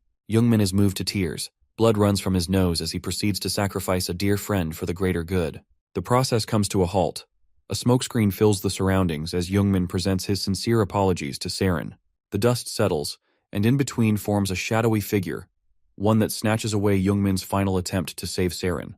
It is the demon herself, unscathed from the spell but enraged all the same. She endures the pain and gathers her balance, targeting her anger at her former boss, who put her through excruciating pain just a moment ago. Hesitation is foreign to this demon as she leaps ahead in a grabbing motion toward Jungmin, leaving him no room to react. He is still unable to comprehend the failure of his divine spell and gets caught up in an explosion strong enough to distract Baeomjun from his battle against Amel. Worried about the kids getting caught up in that explosion, Baeomjun turns away from Amol in concern. Unbeknownst to him, one of the kids is now an anti-life demon who caused that explosion. Amol catches Baeomjun off guard in this moment of distraction and goes for a sneak attack. What he did wrong was alert the old man by literally telling him that he is about to receive brain damage, which gives the father of all adventurers enough time to evade the attack and counter with a big boot right to Amel's face so that he can go and tend to his apprentice. He uses the high-pressure big boot as a hydraulic press on Amol's face, burying him deep into the ground so that he may not get back up again. After a few seconds of intense stomping, Baeomjun lets his foot off the apostle's face, annoyed that it took so long, but what he does not realize is that the apostle he buried into the ground has already fixed his broken neck. Amol, his face still buried in the ground, grabs Baeomjun's foot with superhuman strength and, with a demonic look, gives a disclaimer that the battle is not over yet. Meanwhile, over at Youngmin and Seren's battle, our boy lies face down in a small crater caused by Seren's explosive attack as she towers over him. Exhausted after getting dominated by Demon Seren, Youngmin is completely devoid of energy to continue fighting. The thought of losing his innocent friend to a demonic ritual saddens him to the point that he starts regretting ever writing this novel. Because then Seren and the civilians who had their souls sucked away would still be alive and well. He desperately pleads for Seren to come back, hoping his voice reaches her through the demonic exterior. To his surprise, Youngmin's talk no jutsu works, and Seren is able to take control of half of the demon's body as she calls out to him. This was an unforeseeable development even for Youngmin as the author, because he was sure a person could not return after becoming a demon, since he wrote it to be like that. The good part of Seren emerges and sheds a tear as she calls out to Youngmin for help, halting the demon half in her place. A few moments ago, when Youngmin cast that spell on Demon Seren, the real Seren inside her found herself freed. Surrounded by a cold, eerie environment and completely alone, she struggles to breathe properly. Defeated, her body hurts even thinking about the series of events that led her to this place. She recalls being at the cafe, then getting attacked by Amel, but everything after that is blank in her mind, leaving her even more worried. Suddenly she hears someone begging for help, so she quickly turns around to locate the voice. She finds hundreds of civilians entrapped in glass cages, desperate to escape, calling for anyone to save them. The sight of so many imprisoned people, combined with the freezing environment, makes Seren think she is trapped in some sort of hell that is frozen over. Hearing the pleas of the captured people, Seren's inner adventurer takes over as she gives them hope by trying to save them. However, she is met with a terrifying new hurdle. A huge hand descends from the sky and begins grabbing the people in the cages one by one. She is unable to decipher what she is looking at, but it is clearly a dangerous entity that must be countered. So, as the kind-hearted adventurer she is, Seren immediately uses her unique ability, Ice World, to freeze the mysterious claw of death in its place, forcing it to release the civilians safely onto the ground. She is relieved to know that her efforts were fruitful, so she confidently moves on to the next attack. However, she is blindsided by another one of those claws, which strikes her directly in the center of her back, sending her tumbling away into the distance. With her shirt shattered and her back wounded, she breaks. The pain is unbearable for her. Coupled with the knowledge that she knows nothing about the hell she finds herself in, Seren is lost and sheds tears. As she struggles to get back up, one of the claws somehow grows even larger and comes straight at her, fully intending to either grab her or squash her in the process. She closes her eyes, accepting her fate, when a literal ray of hope penetrates the cold, icy hell from the sky. It is the light of judgment that Youngmin cast upon Demon Seren, and that light completely vanquishes the giant claw that was about to turn Seren into human custard. She looks at the light with relief, though her tears still stream down her face. As she focuses on the light, she hears it calling out to her. A voice of someone dear to her, a voice begging her to come back to him. A huge crack forms in the walls of hell, and through it appears a silhouette, her boss, Youngmin, who extends a helping hand toward her. And so, Seren reaches out to grab the hand she has been waiting for. Her crying does not stop, but these are no longer tears of fear. Instead, they are tears of happiness as she complains about the hell being too cold for her and the fact that she cannot save so many people on her own. She crawls toward the silent silhouette and screams for help out of sheer trust in her boss, hoping that her voice reaches his ears, so that Youngmin may come and save them all. Back in reality, Youngmin is still flabbergasted that Seren is holding on to her consciousness despite turning into a demon. Her brief appearance causes the demonic body to lose control of all the other souls for a short period, showing Youngmin the horrifying truth of a demon's summoning. The other souls cry out for help while submerged in hellfire and chained, a sight new even to Youngmin, as it was something he never wrote in the original novel. The demon in Saren's body finally gains control over it after a brief struggle and pushes Saren back into deep sleep by covering the part of her face that was exposed, allowing the demon to return to her meal. Beneath the horrifying screech of the demon, Saren uses her last moment of consciousness to resist the dark side while pleading for Youngmin's help. As the demon and Saren fight for control, Youngmin notices a golden light shining through a slit on the demon's claw. The appearance of the light reminds him of divine power, from the moment earlier when Saren felt a sting as Youngmin tried to hold her hand. That inkling of divine power managed to remain in Saren's body and prevented her complete demise when the demon took over. It resurfaced when Youngmin used Michael Condor to attack the demon previously. Using this bit of knowledge, he gets ready to use the same attack again, unaware of the trope that it will not work until a hurdle is overcome by the power of friendship. Regardless, he goes for it, and to no one's surprise, the immersion fails due to a lack of mana. For someone who was literally granted perks upon perks ever since his novel got adapted into a tower, Youngmin's tendency to run out of mana is a frustrating occurrence for everyone, including himself. However, not for the demon. She finds it amusing that her meal will not resist due to his lack of mana. She closes off Saren's voice for good and gives off as demonic a smile as her nature allows. Youngmin is on his knees, furious at his weakness for bugging out at a crucial moment when the power of friendship kicks in. Prina gives him a piece of her power, helping him recover his depleted mana. There is no reason to waste a single thought on why Prina would do this. Youngmin still does it, but thankfully moves on in about a second. Gaining enough mana to use immersion again, he activates it and calls forth Michael Condor, who immediately starts chanting his spell even before leaving the golden cross chamber of his. Youngmin aims and shoots the beam through the evil spirit in the demon, who is to be judged by God. The demon definitely had 3 working days to dodge that attack, but I guess not everyone moves like they are in Dragon Ball Z. Anyway, the attack penetrates the demon's body and takes immediate effect, as evil energy seeps out of it at the same rate the light enters. Along with the evil energy, Saren's memories start to leak out and surround the area. Youngmin looks at them and realizes the struggle she went through while being overtaken by a demon. She was still an adventurer.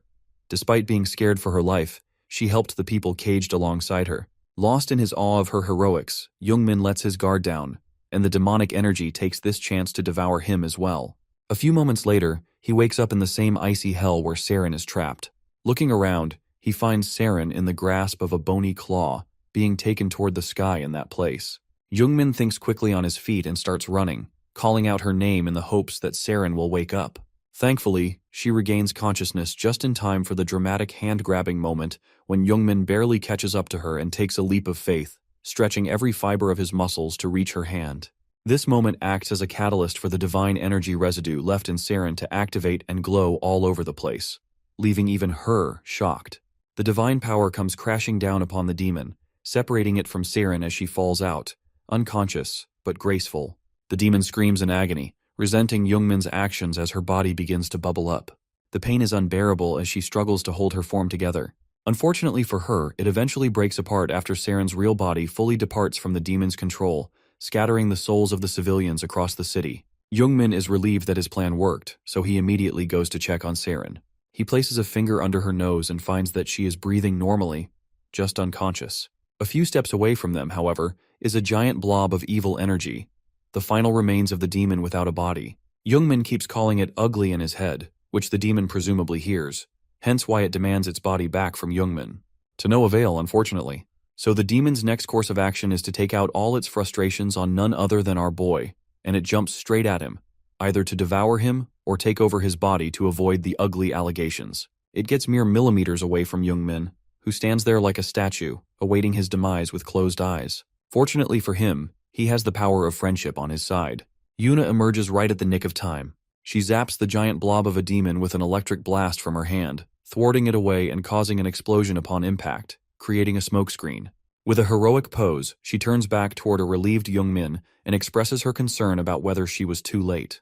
But with the confident smile on her face, she already seems to know the answer. Yuna's sudden arrival on the scene turns Youngmin's final moments into round 2 with the demon. He is curious about how she was there at the exact moment he needed a miracle, which turns out to be because of the many souls across the city flying over to the bodies they belong to. She then demands updates on the situation, as if an entire city with a blood-red environment and souls flying around has happened before. She notices Saren fainted away from the battle and drops her guard out of worry for her.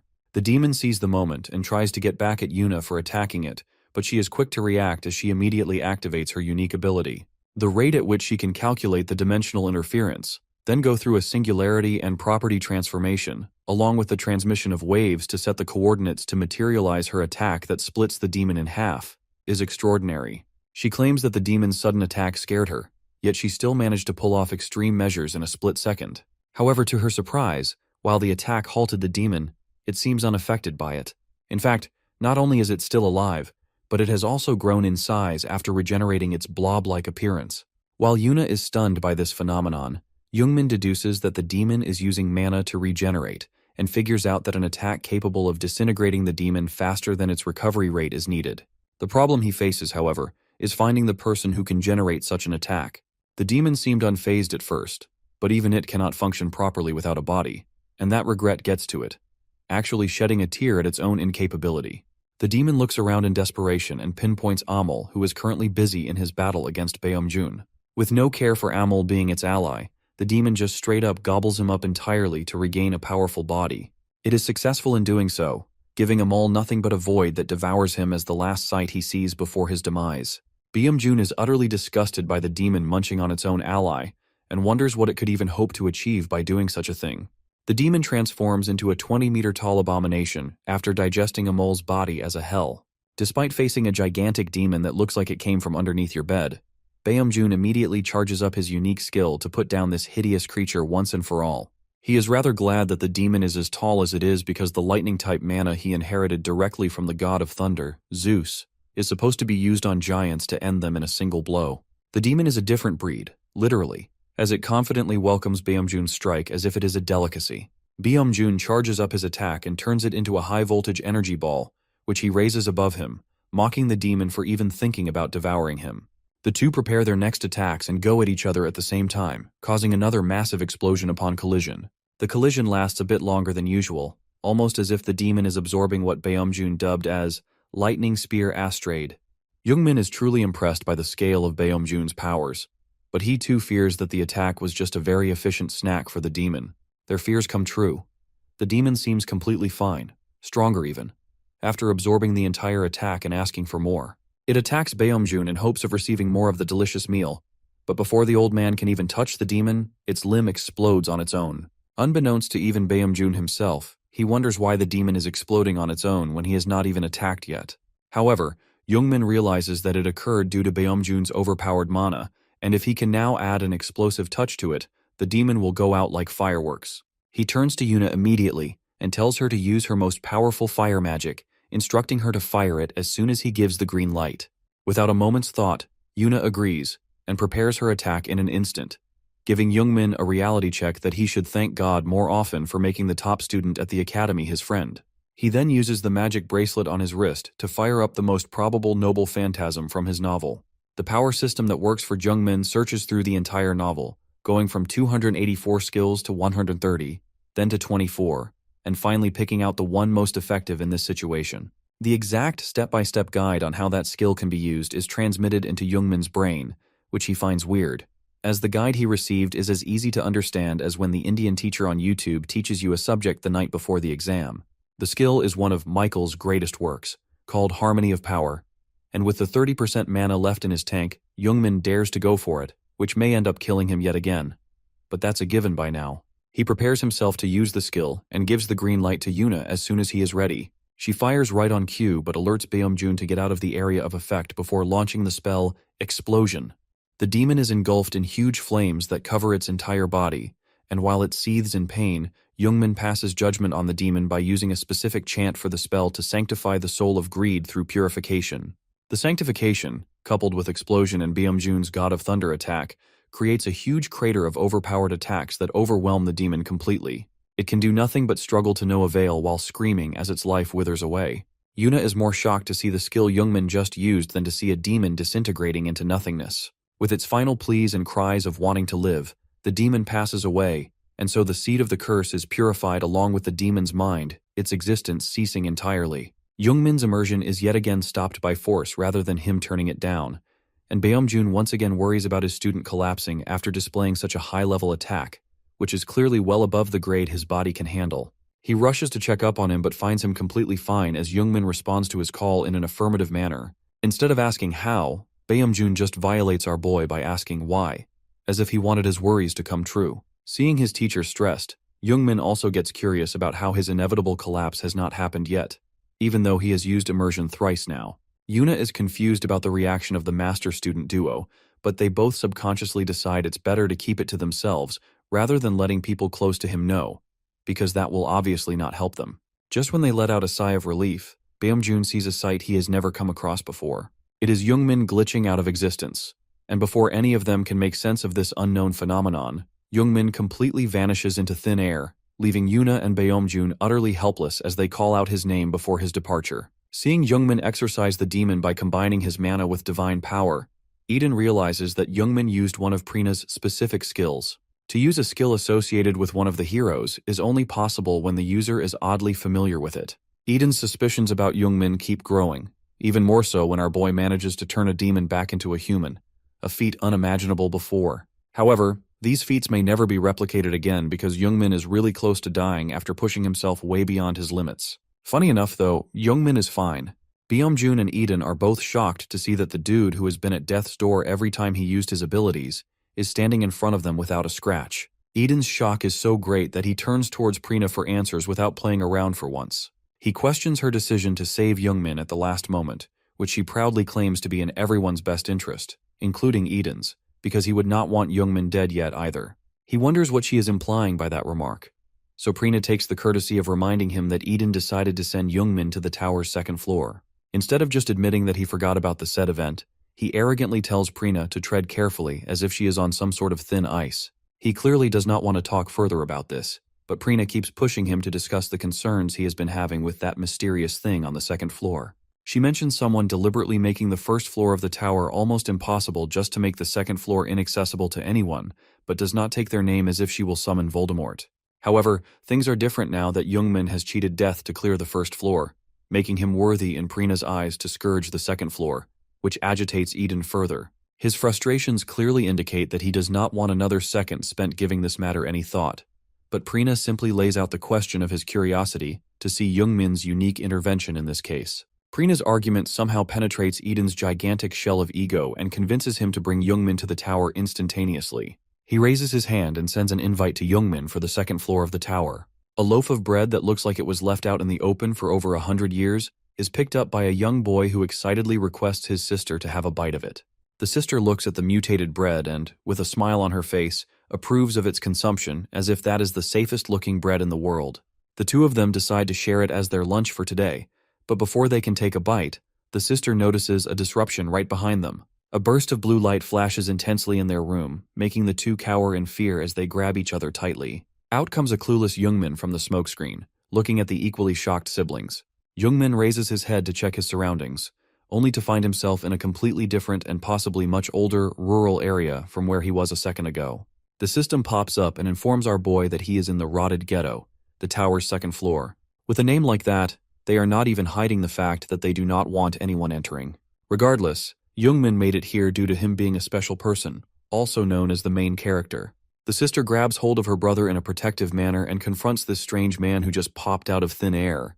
Youngmin notices the two of them being cautious of him, so the system lays out information about them. The boy, Jack, is a side character, 11 years of age. His character qualities are the definition of contrast, either virtuous or absolutely evil. His talent is to imitate, which makes sense as his current status shows that he is excited yet cautious about seeing a mysterious person appearing through a portal.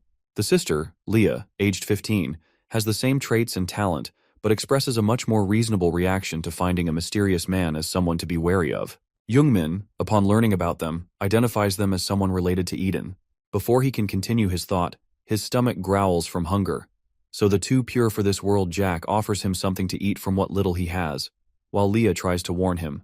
Youngmin accepts the offer and sits down with them while thinking about how awkward the situation is because of Eden. He puts the food item close to his mouth, wondering if it is even something he can digest, and immediately spits it out like a fountain when the system tells him that it was molded moss tea that somehow only gave him mild food poisoning. Trying to rid his tongue of every residue of this tea, Youngmin claims it to be a health hazard, while Jack, looking disappointed, asks him not to waste it. Jack starts crying after seeing the last bit of water they collected go to waste, while Leah expresses her anger towards Youngmin. Our boy apologizes for this mishap and compensates the two of them by presenting them with the most tender-looking steaks on the pan by cooking them live. The siblings are excited for two different reasons. Jack cannot wait to dive into the steaks, while Leah is surprised to see Youngmin whip out meat from his bracelet. Regardless, the two quickly start gobbling the meat down their throats without caring about how hot it is, which surprises Youngmin. He reassures them that there is no need to hurry as he has more in the bag. Leah, trying to be respectful and considerate, refers to Youngmin as Mr. and offers him to join in, but all our boy takes away from that is the fact that he got called Mr., despite only being a university student. Finally, he addresses the loaf of bread that looks like a radioactive substance and tells the kids off about ever eating it again.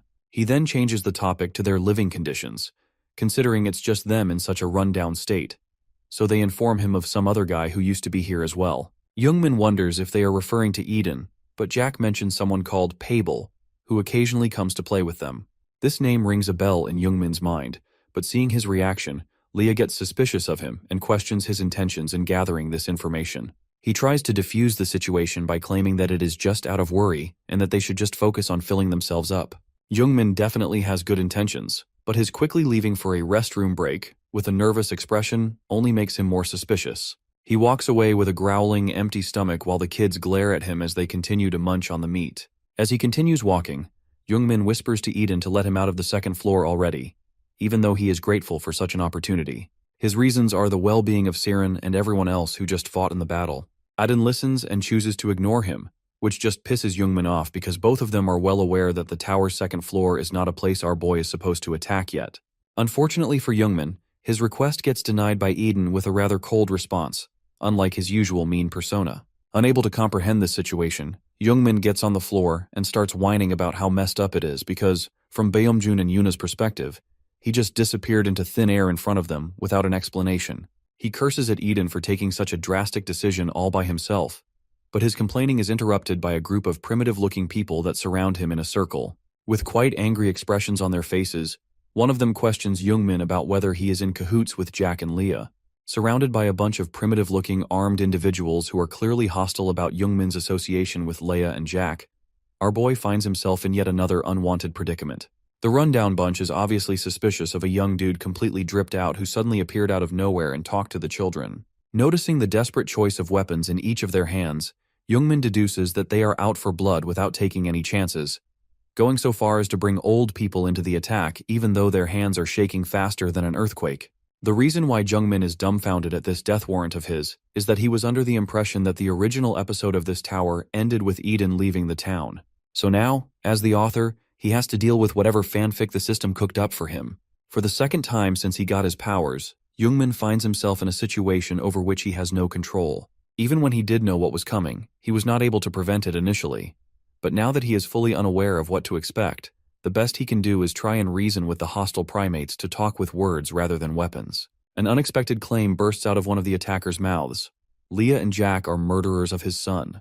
Not able to comprehend how that is remotely possible, Youngmin tries his best to calm down the local aggressor, but his efforts bear no fruit as Leia shows up right behind him, concerned about why her chef is being attacked by the people. Her appearance further fuels the attackers' fury as they jump to kill her the moment they spot her, with Youngmin making a desperate attempt to shield her. Ganging up on a 15-year-old kid seems like a bit of overkill, but these rugged lunatics are all blinded by so much rage that they cannot stop. Leah cowers in fear for her life while Youngmin bumps into people to try and throw them off their attacks. He manages to knock down the one who seemed to be leading the charge and immediately apologizes for it, as he wants no further confrontation. But that just turns the tides 10 times more violent as now the group of attackers is coming at his throat as well. Knowing he messed up beyond repair, Youngmin puts some distance between himself and the attackers to position himself to guard Leia. He proposes talking this out without violence, but his credibility has already hit rock bottom after knocking down their leader, so now they do not want to hear him out. The second floor's objective is finally revealed. The difficulty of the test seems to be medium-high, and the objective is to find the main threat and eliminate it to get a reward that is vaguely defined as to be determined, and failure to complete it will result in permanent residence in this place. Before Youngmin can focus on the main threat, he needs to rid himself of this filler problem. Leah clings onto his arm, with tears falling from her eyes as she is afraid of being subjected to death, but Youngmin himself is under the impression that the test called her the threat he needs to eliminate. However, he has enough reasons to spare her because Eden would not go down this route, regardless of his arrogant exterior. A glass bottle is thrown his way and hits Youngmin directly on the face, causing instant damage to the cheek as the shards cut through his skin.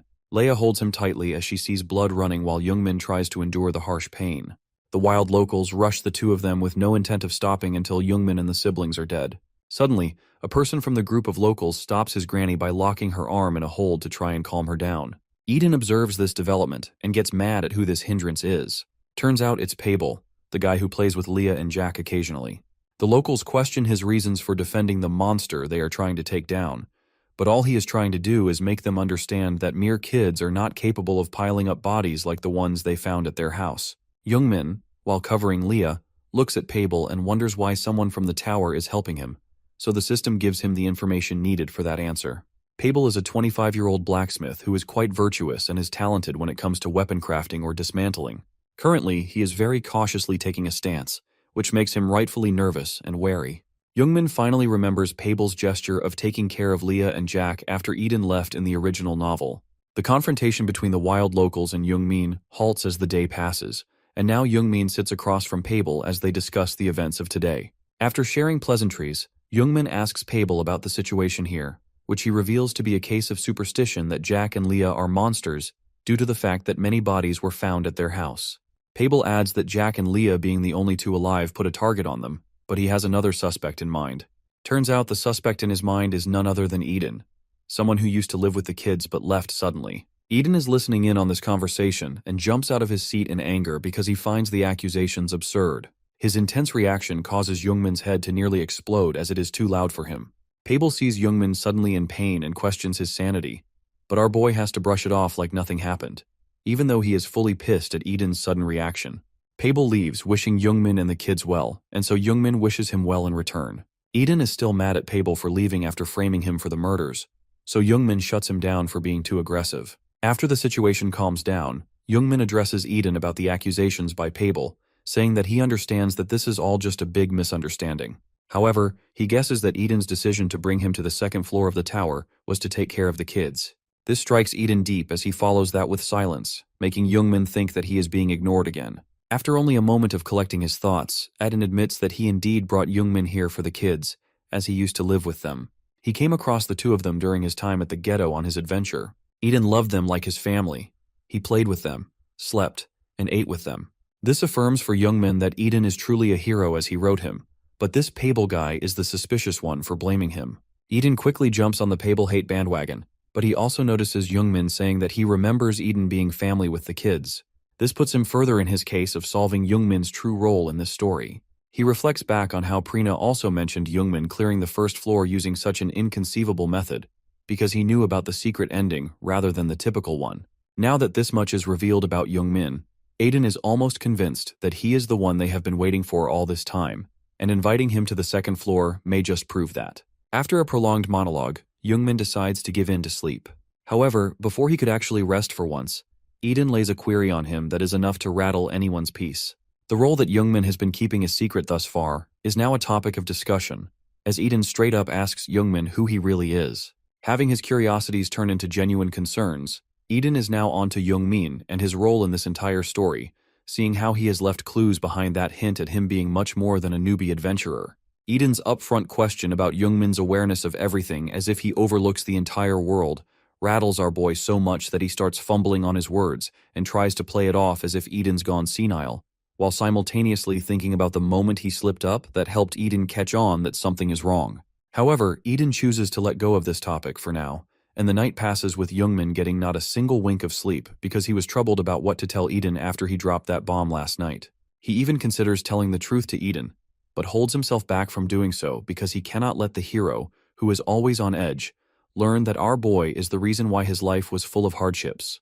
He is aware enough to know that he would kill himself if he were in the same position. Leah wakes up from all his rustling and agony and asks if he is okay, so Youngmin calms himself down and reassures her that everything is fine so she can sleep more. She chooses not to, and sincerely thanks Youngmin for his efforts to defend her and Jack last night, which Youngmin brushes right past because he is more concerned about being called an old man rather than the gratitude he is receiving. To freshen up a little, Youngmin decides to go on a walk, but as he gets up, Leah grabs onto his clothes because she is worried that he might not return. So our boy promises the little girl that he will definitely be returning to them after getting some fresh air.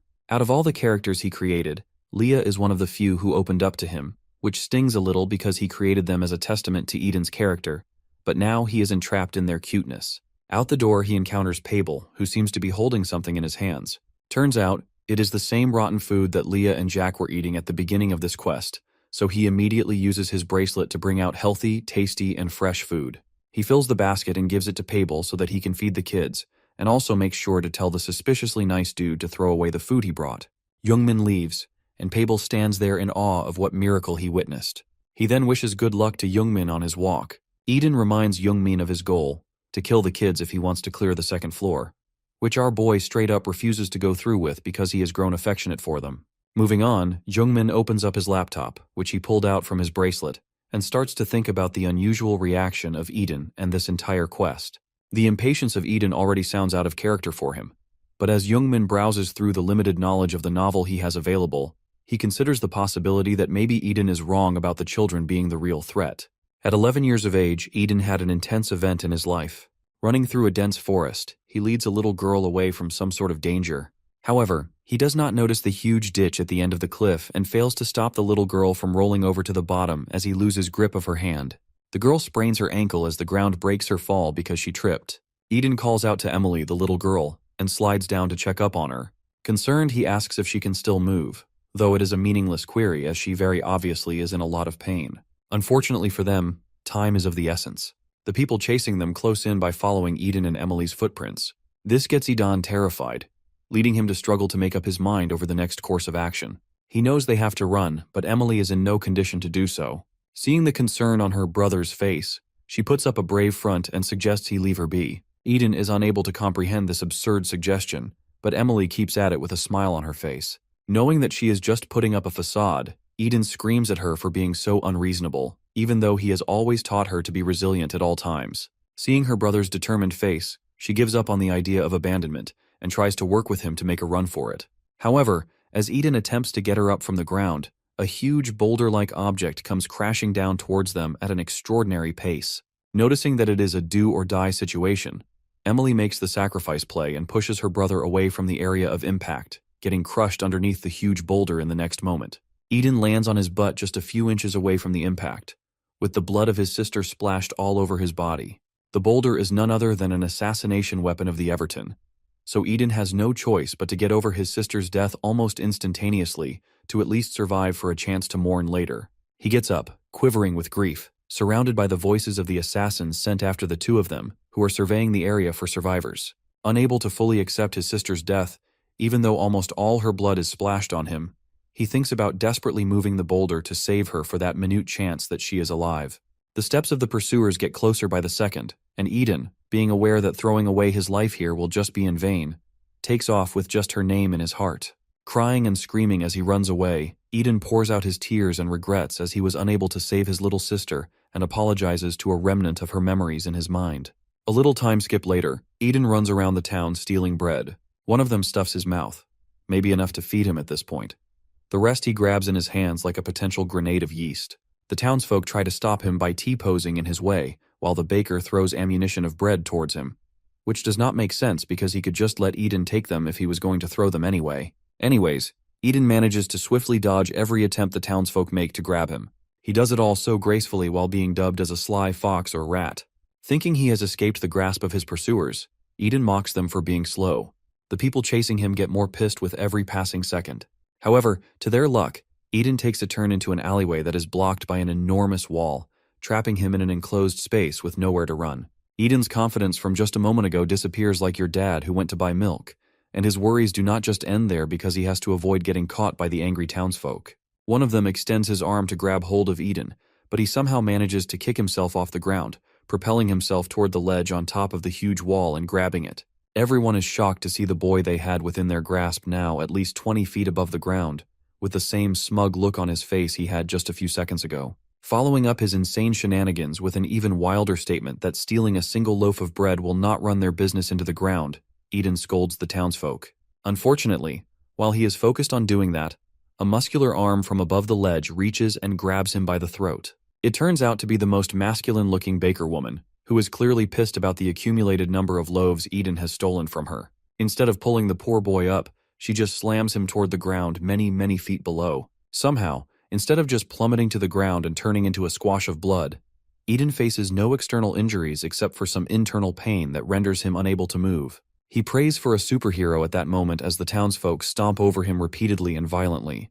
The morality of the people is questionable, as they push a teenager to the verge of death over some loaves of bread, stomping on him as if he took down an entire empire. The crowd that gathers definitely feels somewhat bad for Eden getting killed over bread, but they do nothing about it, as if defending a kid in this situation will make them the devil's advocate. Passing by is a wizard who stops and witnesses an entire group of adults beating a kid to death over some bread, so she rightfully intervenes. Eden, barely able to hold his consciousness, sees a purple-haired, concerned woman who stopped the violent pursuers from putting the poor boy out of his misery. He passes out and then wakes up sometime later due to some noise around him. Gradually opening his eyes to locate the source of the sound, he sees a bunch of kids surrounding him where he lies. The kids are excited to see him finally awake, but all Eden is concerned about is where he is. One of the kids informs him that he is in the Hope Orphanage and that someone called Masha saved him. Eden tries to wrap his head around this fact, and then sees the same purple-haired woman walking toward him cheerfully, with a bowl of warm food in her hands. She offers it to him but is attacked by a pillow in the next instant. It is Eden, and his overly cautious reaction causes the entire bowl to spill, leading to pin-drop silence in the entire room because no one knows how to react. Eden's cautious reaction is justified, though, as he assumes that a witch like her can only be related to Everton. However, his hunch is immediately dismissed by the other kids at the orphanage when they shun him for putting Masha at the same status as those evildoers. The two sides erupt, screaming their arguments at each other. Eden tries to wake the kids up by telling them that Masha is going to send them to Everton after collecting a certain number of them, while the kids defend her, insisting that her services are done with good intentions.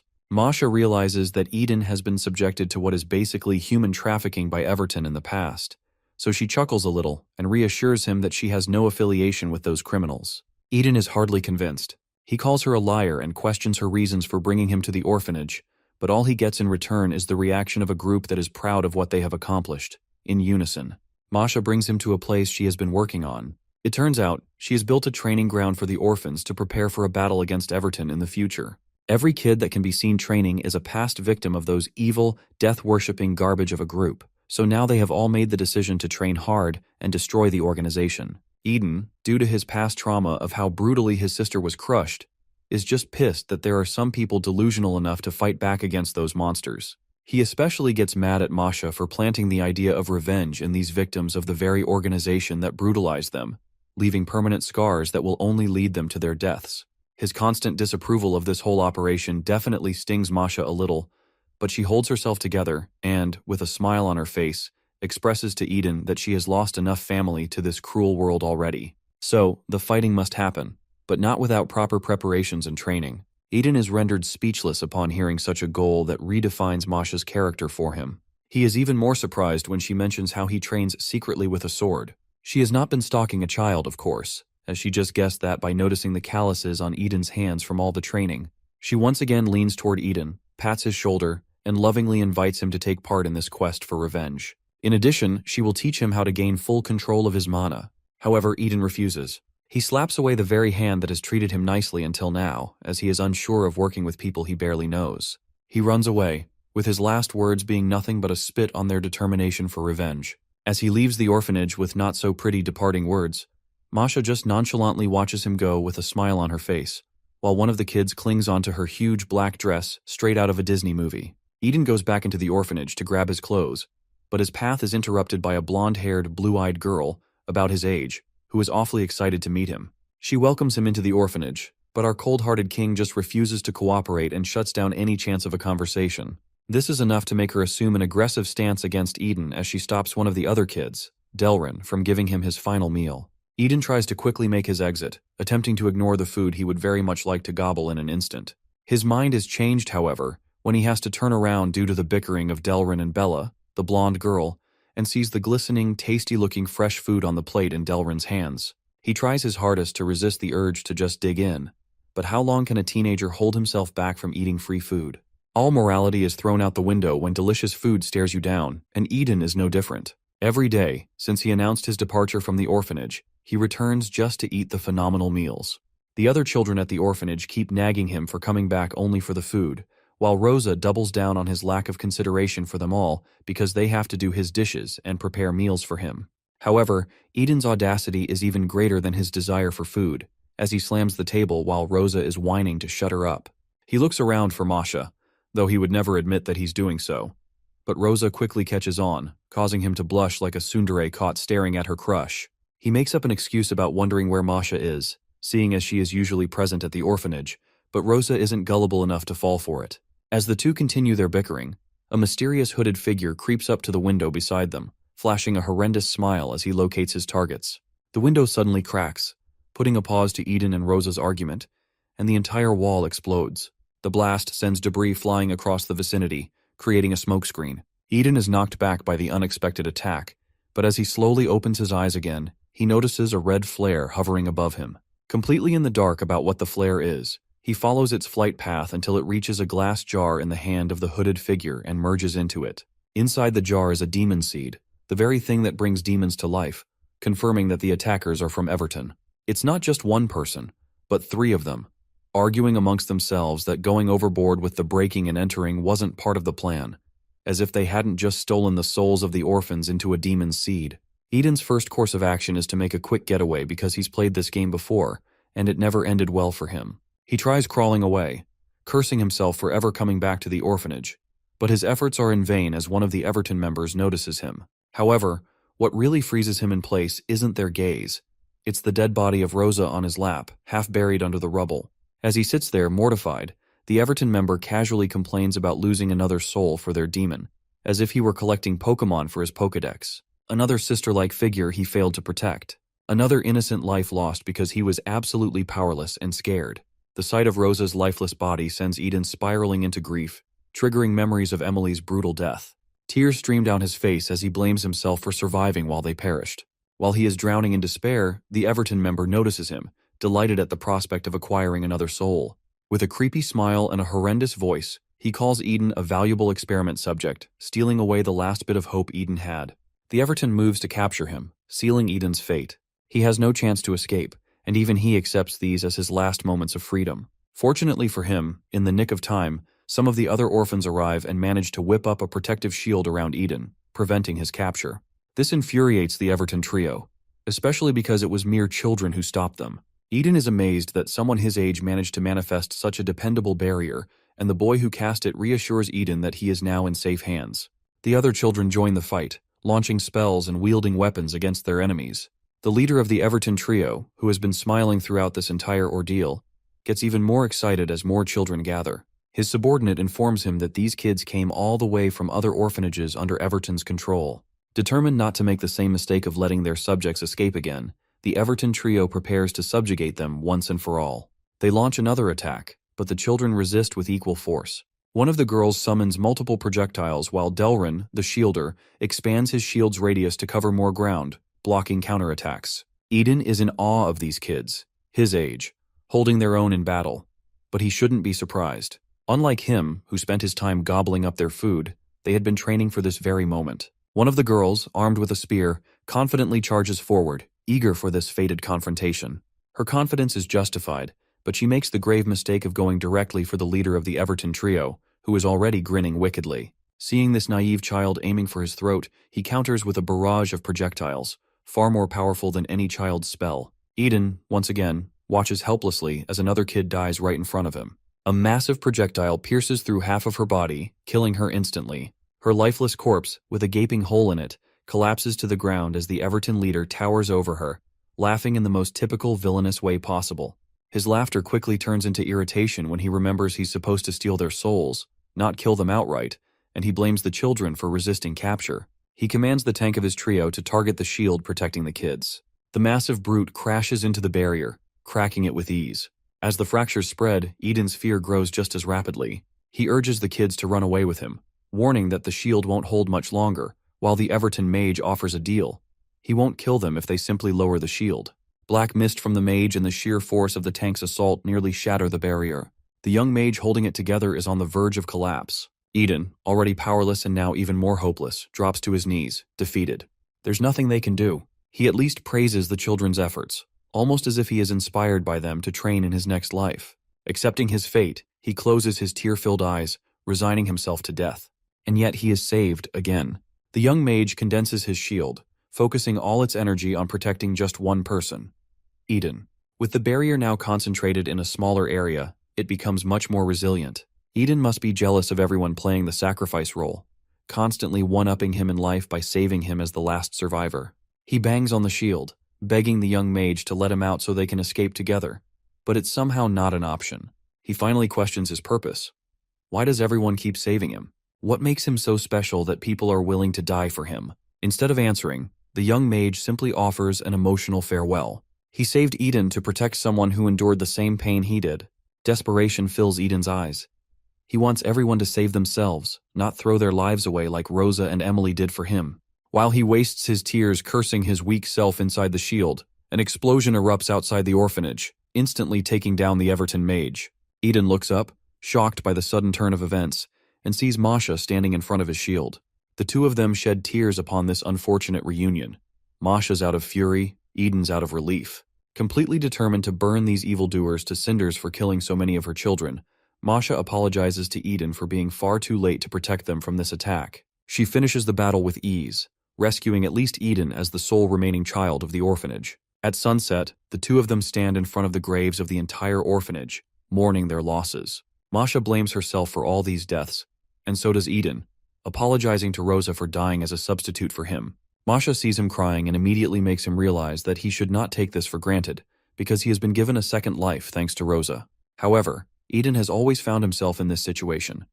People close to him either dying in front of him because he was weak, or sacrificing themselves so that he could live. Masha firms herself and scolds him for wallowing in so much self-pity that he is blind to the fact that he is alive. Unlike his fellows at the orphanage, she sets him on a new path, to grow stronger by using this opportunity that he has been granted. The end goal is the demise of the demon castle, which will come about if he lets her take him in and teach him how to fight. She extends her hand towards him, offering him a chance to take their revenge together. Eden contemplates his decision carefully, torn between the fact that he always brings misery to those around him and the desire to get stronger like the other kids who went out fighting. He finally makes his decision, and the rest is history. Later that night, Eden carves a bunch of swords using tree branches and practices his swordplay.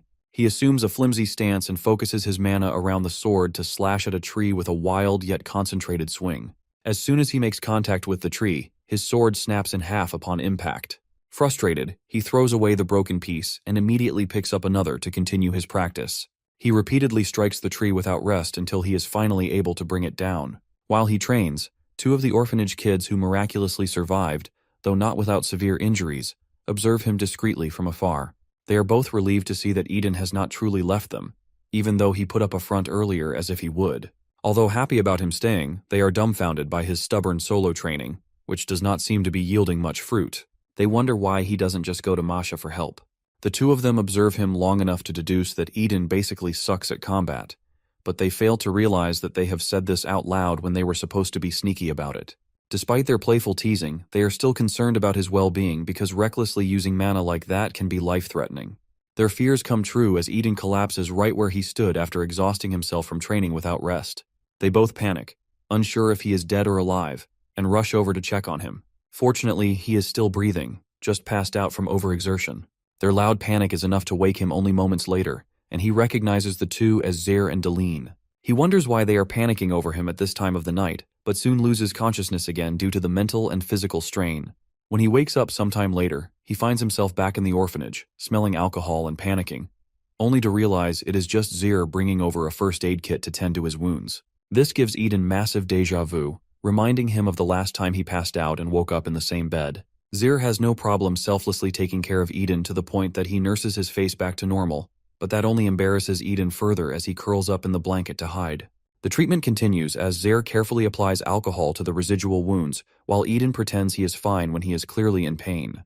This is all just payback from Zaire, because Masha told him that Eden helped set the orphanage and the surviving kids back up until they could walk again. Eden, unable to accept the praise head-on, tries to be nonchalant about it. Anne, the spear-wielding kid who had a hole blown through her body, recovered solely because of Eden's help, making it more than just a passing favor in the kid's eyes. Hearing appreciation for something he did to protect others rattles Eden. He is conflicted about the gratitude he is receiving because, in his mind, the kids got hurt protecting him in the first place.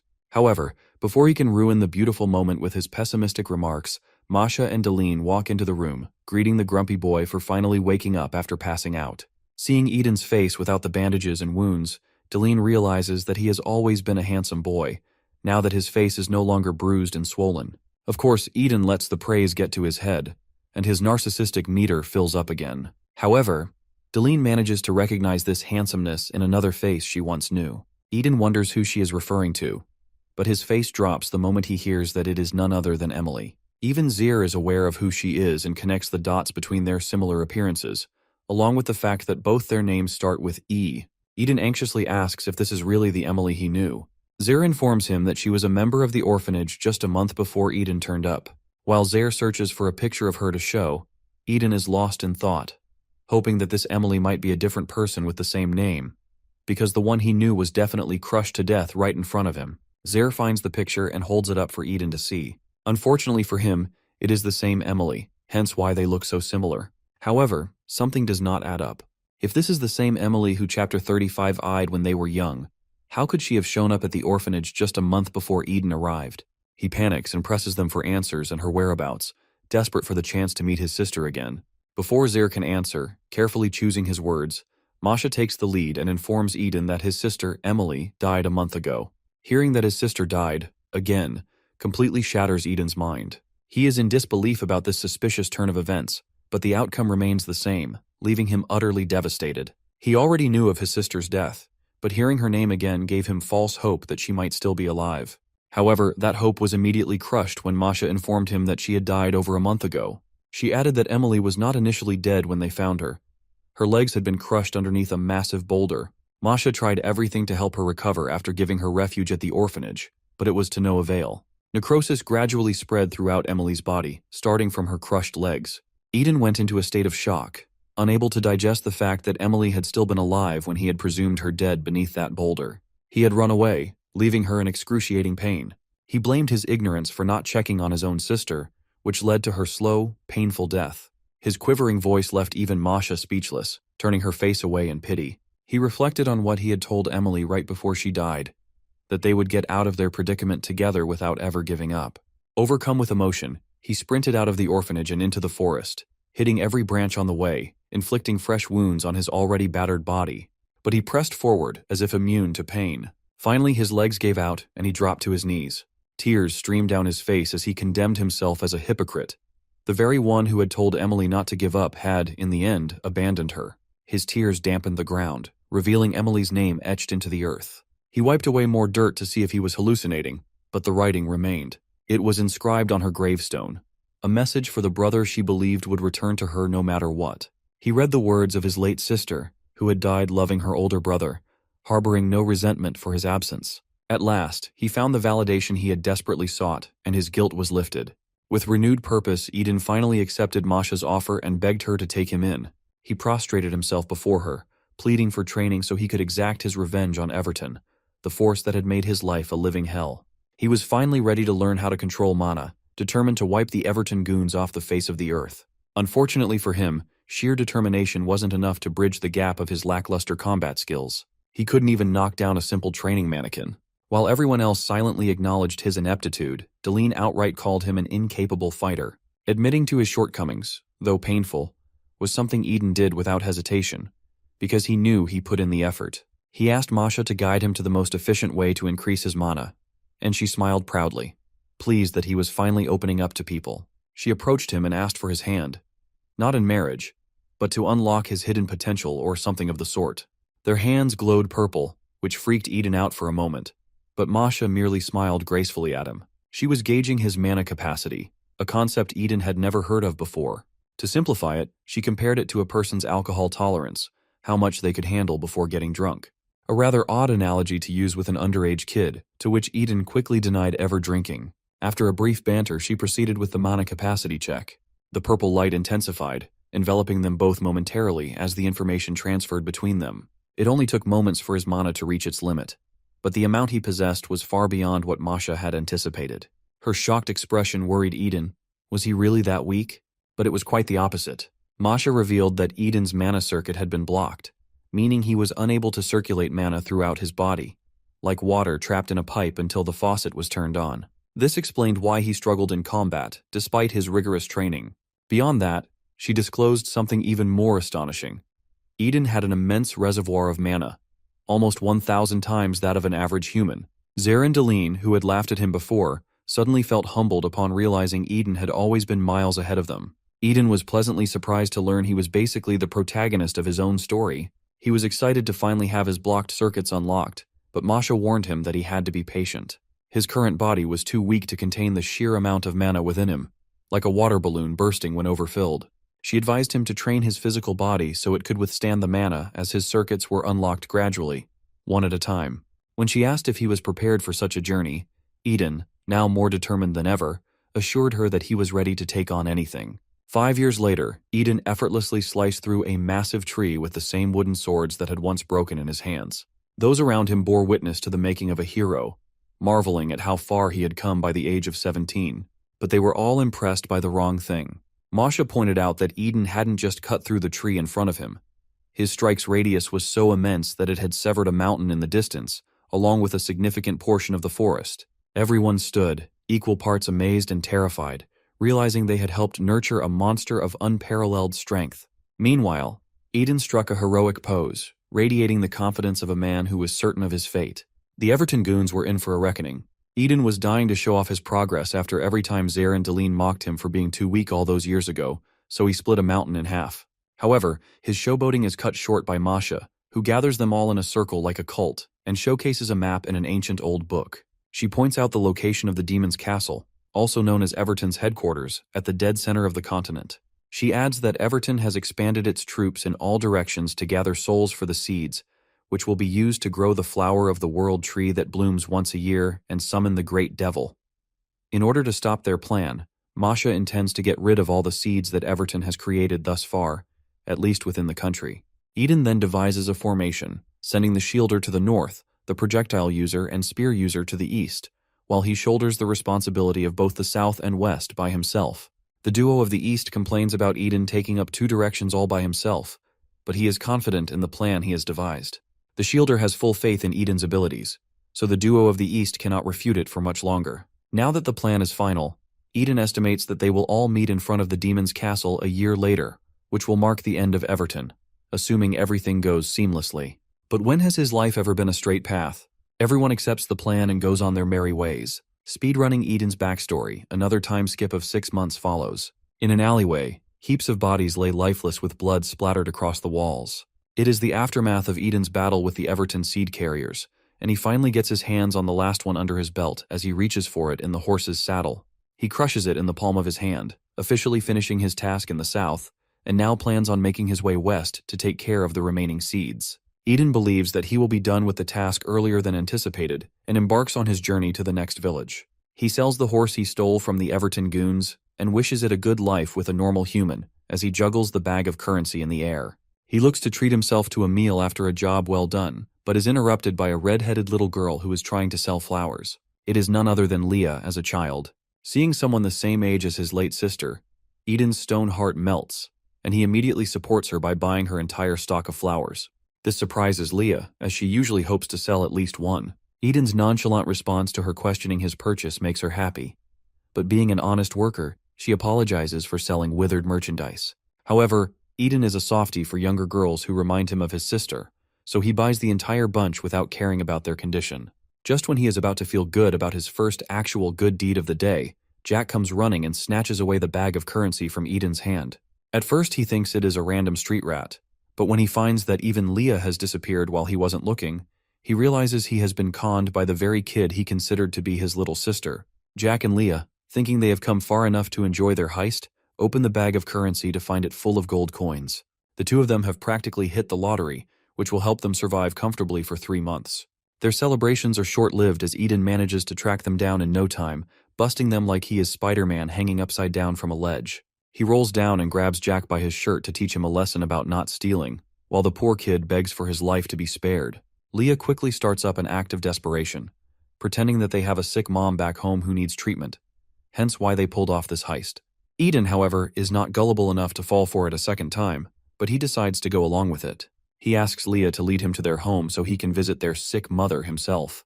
Now she is in much more trouble than before, but she cannot let up the act, even though Eden is fully aware of it. Unwillingly, she leads him to their so-called sick mother. She brings him to some random grandma lying sick in bed and claims that she is her mother, but Eden is fully aware that she is a terrible actor and an even worse liar who is dragging the story at this point. After Eden scolds her for this ploy, she immediately loses her fake tears and proceeds to negotiate a deal. She will give Eden his purse back, but he needs to give her and Jack a little bit of the money because they are having a hard time. Eden, at some point, was this audacious as well, but Leah has managed to surpass even him by using her rough times as an extortion technique for money. The two of them argue. Eden suggests she work on a farm or do some chores to earn legal money rather than stealing from people, but Leah shuts him down immediately, saying that even regular people are scum who neglect paying children even if they work hard. She blames her and Jack's hard times on the adults of society and justifies stealing Eden's money, even though he is not even part of the town. She brushes past this fact and calls it an unfortunate encounter for him. Eden has had enough of this pointless argument and calls her a thief, but Leah finally screams at him the real reason she resorts to stealing. She has no other way to find money to stay alive with her brother. Unknowingly, she strikes a nerve in Eden, making him remember his sister Emily. He suddenly goes quiet, which creeps out Leah and Jack. To make up for his failure with his sister, Eden decides that he will stay with the two of them and teach them how to survive so that they do not have to pull off risky stunts to get by. Though the two still aren't coming around and make a last-ditch effort to get him to give them his money, Eden decides to spend some time with Jack and Leah before he embarks to meet his team in front of the demon's castle. However, he sets an absolute condition for this entire training arc. The two of them cannot steal, even from bad guys, if they do not want their brother to suffer for it. Leah immediately grabs Jack to protect him, thinking Eden's intention is to threaten them, but he reassures her that he has no intentions of hurting them and will only help them with a light heart. At the actual house of Jack and Leah in the ghetto, Eden forcefully wakes the two of them up to begin their survival training. However, since they are not used to discipline, getting up so early is no easy task. They keep refusing to open their eyes and continue changing positions until Eden takes away their blanket. After the difficult first step of getting them on the field, Eden sits with his back to a tree and observes the two kids struggling to even swing a sword properly, either because it is too heavy or because they have no idea what to do with it. Eden mocks their inability to handle a sword, joking that they would not even be able to catch a rabbit for themselves. With only a month remaining until Eden has to leave for the rendezvous with his teammates at the demon's castle, he realizes that, given how hopeless the two kids are, he cannot take them with him to the heart of the enemy's operation. Instead, he plans on coming back for them after he has dealt with Everton for good. He gets up and scolds them for playing around instead of training, but Jack and Leah do not have a single worry in the world. Later, Eden returns with food, calling the two of them like a mother who just made a hearty lunch. He steps into the room and catches both of them meddling with something suspicious. Jack distracts him by claiming they were just cleaning, while Leah quickly hides the mysterious substance. Coming up with the most out-of-character excuse and successfully convincing Eden is the most impressive feat the two of them have pulled off. However, it is not that easy. Eden immediately picks up on the fact that the two of them only used cleaning as an excuse to put up an impression in front of him, either to request something in return or to make up for something they did wrong. Leah quickly changes the topic by reminding Eden how hungry they are, wearing an obviously annoyed expression. Eden turns around immediately and starts preparing the food, and Jack and Leah join in to help. However, Leah sneaks one last peek at the thing she hid from Eden. It turns out to be a demon seed. A few days pass. Snow is now falling. Eden leaves for the marketplace to visit the blacksmith for his sword and some supplies. Jack and Leah request that he bring back some food, which irritates him because he did not receive any well wishes for his journey. At the blacksmith's shop, Eden rushes in and requests his sword back. The blacksmith informs him that it has just been finished and commands his worker to bring it to the front desk. Coincidentally, the worker turns out to be Pable, the guy who took care of Leah and Jack after Eden left. While retrieving the sword, the blacksmith notices the canned fruit in Eden's hands and tries to take it, as tales of its sweet taste are famous in town. Eden refuses to hand it over, having purchased it especially for the kids back home.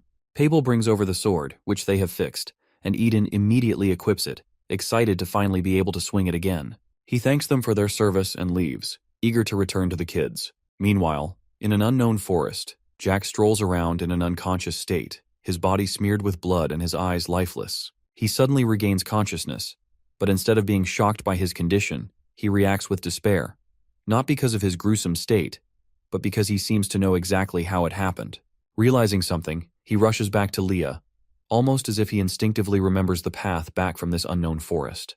At the same time, Eden returns to the house in the ghetto, extremely proud of himself for taking care of the street rats he took in. Before he can even enter with his usual banter, Jack runs past him, dashing out of the house. Confused, Eden calls out to Jack, questioning his sudden exit at such an unusual time. However, before he can get an answer, he notices Jack covered in blood from head to toe. Jack, in a state of panic, initially fails to register Eden's first call. But when Eden calls him a second time, he immediately hides his blood-covered hands in an attempt to avoid questioning. Instead, he asks Eden about his trip to the marketplace, noting that it seems shorter than usual. Eden tells him that many shops were closed due to heavy snow, but that is hardly the most pressing matter right now. Jack is covered in blood. The obviously guilty child makes up a fake story about cutting himself while cooking, but Eden does not buy it. The sheer amount of blood on Jack is enough to change someone's blood type if forcefully infused. Instead of pressing him, Eden simply warns him to be careful when handling sharp objects and brings him inside to bandage his wounds. Jack tries to stop him from entering the house but fails. What Eden sees inside leaves him in disbelief. The floor is covered in a pool of blood, with a pile of bodies surrounding Leia, who stands at the center with a blood-stained sword in her hand. Eden notices the Everton seed placed behind her on the desk, and immediately wonders why something like that is right under his nose. Before he can warn Leah to move away from it, he is forced to dodge a lightning-fast strike from her, seemingly an instinctive attack. He grabs the weapon, only to realize that it is actually her hand. It has somehow transmuted into a blade. There is no time to fully grasp the situation as Leah immediately attempts another strike, but Eden manages to knock her back into the wall with a swift back kick. However, the attack does not seem to be effective at all. As the dust settles, Leah gets back on her feet like she was never even hit by the strongest hero of the story. Taking advantage of this brief moment, Eden questions Jack about how they got their hands on the seed. The dumbfounded child, his voice quivering, is unable to form a proper sentence, repeatedly insisting that he has no clue who gave them the seed. Meanwhile, Leah recovers and leaps at Eden with an even more lethal strike than before, forcing him to use his refurbished sword to block the attack. The impact, and Leah herself, are both far too dangerous for Eden to be holding back, so he orders Jack to run away. Things are about to get messy. However, Eden remains unaware of the blight that is growing inside Jack. The boy stands there, his eyes losing their light, his consciousness fading into the abyss. Purple smog begins to surround him, and the only words that escape his lips are those of ignorance. Unable to heed Eden's warnings due to being in the midst of mind control, Jack slowly loses himself and succumbs to the seed's power, going rogue. Eden once again shouts at him to run, but he is unable to focus as Leah relentlessly unleashes a barrage of attacks. He dodges her strike, grabs the arm that has turned into a sword, and slams her onto the ground, rendering her unconscious on impact. Eden quickly seizes this opportunity to end Leah once and for all, but as he chokes her, he hesitates. Are Jack and Leah truly part of Everton, or was the jar of seeds placed in their hands by someone else? His mind races, the internal conflict tearing him apart, causing him to tighten his grip on Leah's throat. Her transformation reverses, and she screams in pain, snapping Eden out of his trance. He flinches and lets go of her throat, exactly when the mind-controlled Jack stabs him from behind with his transmuted arm. Eden fails to react in time and suffers a severe wound to his gut. Blood gushes from his mouth as he turns to confront Jack. He clings to the hope that this is all Everton's doing. Otherwise, Jack and Leah could never have turned out like this. His concern now is surviving this ordeal and understanding the strange timing of these events. He deduces that Everton must have waited until he left for the market to turn Jack and Leah into mindless killers. Right now, instead of wasting his energy on thoughts, Eden focuses on neutralizing the children as Jack charges at him with murderous intent. Eden barely manages to dodge Jack's consecutive wild swings until he reaches his fallen sword. Quickly grabbing it, he counters Jack with full intent to kill. Holding back even slightly could lead to more innocent deaths. Their swords clash as Eden's thoughts spiral. What if the children were deceiving him from the start? They were swindlers before he took them in. It wouldn't be surprising if this was all a long con. Frustration fuels his strikes against Jack, who remains eerily expressionless. Despite his mind-controlled state, Jack still shields his unconscious sister, Leah. This gives Eden an opportunity to end them both in one clean slice, ensuring the Everton threat is eliminated. Just as Eden's blade is about to strike, Leah regains consciousness, followed by Jack. They look up to see their brother towering over them, sword poised to strike. Terrified, they clutch each other and call out to Eden. Seeing them return to normal, aside from Jack's still mutated arm, Eden trembles in his stance. The weight of his decision crashes over him. He has come to love these kids like siblings, yet for the sake of others, he must finish this. With a final swing, he makes his decision. Blood splatters and the battle ends. Later, Eden trudges through the dense snow, leaving behind a trail of blood. Numb from what transpired, he trips over a small rock and collapses into the snow, lying motionless. In the end, he did not kill Jack and Leah. Instead, he severed their transmuted arms, destroyed the jar of seeds, and warned them never to go near such a weapon if they wanted to survive.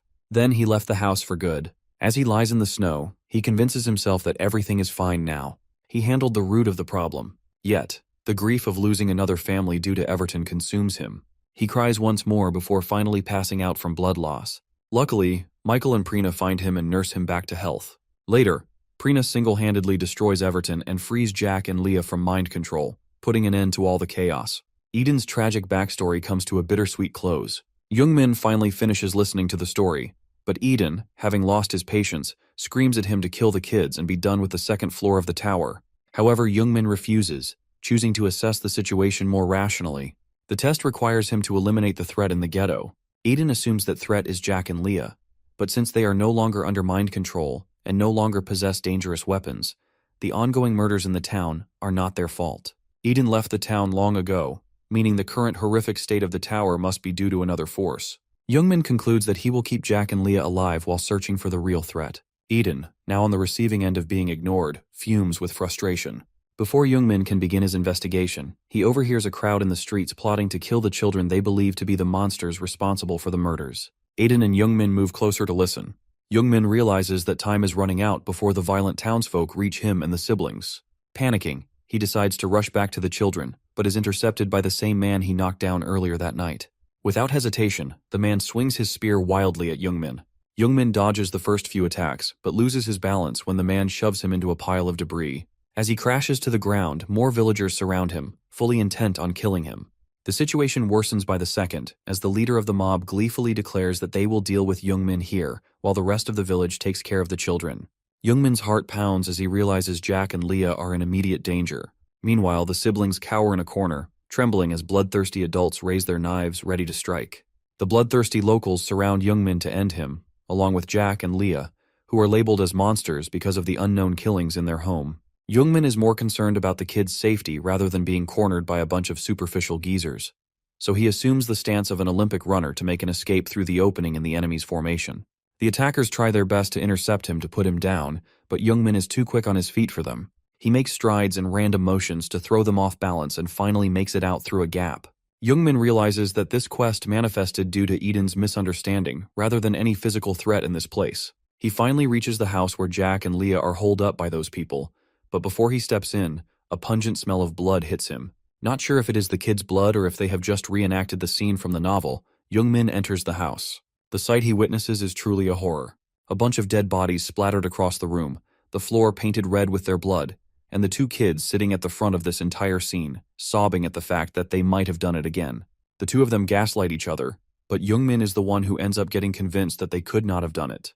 He gets closer to try and comfort them, but is halted in his path when Eden claims that he should have gotten rid of the kids when he had the chance, because there was always a chance of this massacre happening all over again.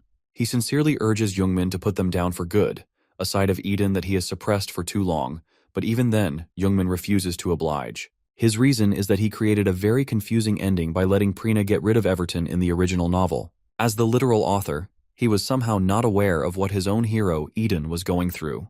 This also led to Jack and Leah's lives being absolutely terrible, and because it is directly his fault, Youngmin goes to the children and hugs them to apologize for ruining their lives.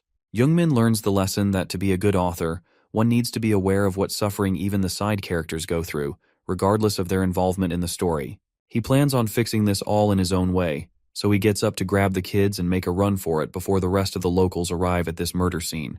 The traumatized kids are unable to comprehend leaving the very house they have spent their entire lives in. However, that contemplation delays their escape, and now the locals show up at the house. The granny, who was leading the attacks, breaks down upon seeing her relatives, Aaron and Derek's lifeless bodies on the ground. The others try to console her, but she is absolutely devastated, which Youngmin picks up on, so he suggests the kids get behind him. The granny looks at the three of them and starts cursing, but our naive boy still thinks that he has a chance to convince the grieving about how these children are not responsible for these murders when they clearly did it. Youngmin is not just a terrible author, but also a worse negotiator, as he tells the locals that he will be taking away the kids with him for good because they are misunderstood in this village as the killers, not realizing that he is just adding fuel to the fire of the locals. One of them rightfully screams at him for being insensitive about the situation when there are dead people right in front of his eyes, with the culprits being right behind him. With the chances of a peaceful resolution being thrown out the window, the attackers charge at Youngmin, so he uses his bracelet to pull out a long red pole and assumes a battle stance. He alerts the children to run like hell when he manages to open up some space for them, because the current attack is far more difficult to deal with than before. Saying that, he uses the pole and his speed to immediately knock out all of the attackers that charge his way. He turns back towards the kids and tells them to come closer to him, but the granny grabs his legs and curses at him for protecting the murderers of her relatives. She is in so much grief that she begs Youngmin to kill her too, as there is no point in her living anymore. While this weird tantrum of the granny continues, Youngmin notices one of the attackers he missed running towards the children with a knife in his hand. Before he gets too close, Youngmin manages to free himself from the granny's grasp and quickly gets in front of the kids to block the knife attack with his pole. Fortunately for him, the knife doesn't slip off the tiny radius of the pole and stab him in the face. Probably an amazing display of control from the aggressive attacker. Youngmin deflects the knife away from the attacker's hand and knocks him out cold swiftly. He scolds the children for not heeding his warning and running away like he told them to. But the stubborn kids refuse to move an inch because they are still expecting Eden to come back to them. Jack starts crying, giving Youngmin another reason to reconsider his career as an author because of how full of holes his ending was for Eden's backstory. To correct what he could not when he wrote the scene, Youngmin decides that he will not be running away anymore. Instead, he is going to make up for what he ignored to clear this quest. His first course of action is to make it clear to the attackers that the children are brainwashed, and to do that, he uses his magic bracelet to summon what seems to be a water bottle. He is going to use that to find the source of this entire problem and see where it actually started.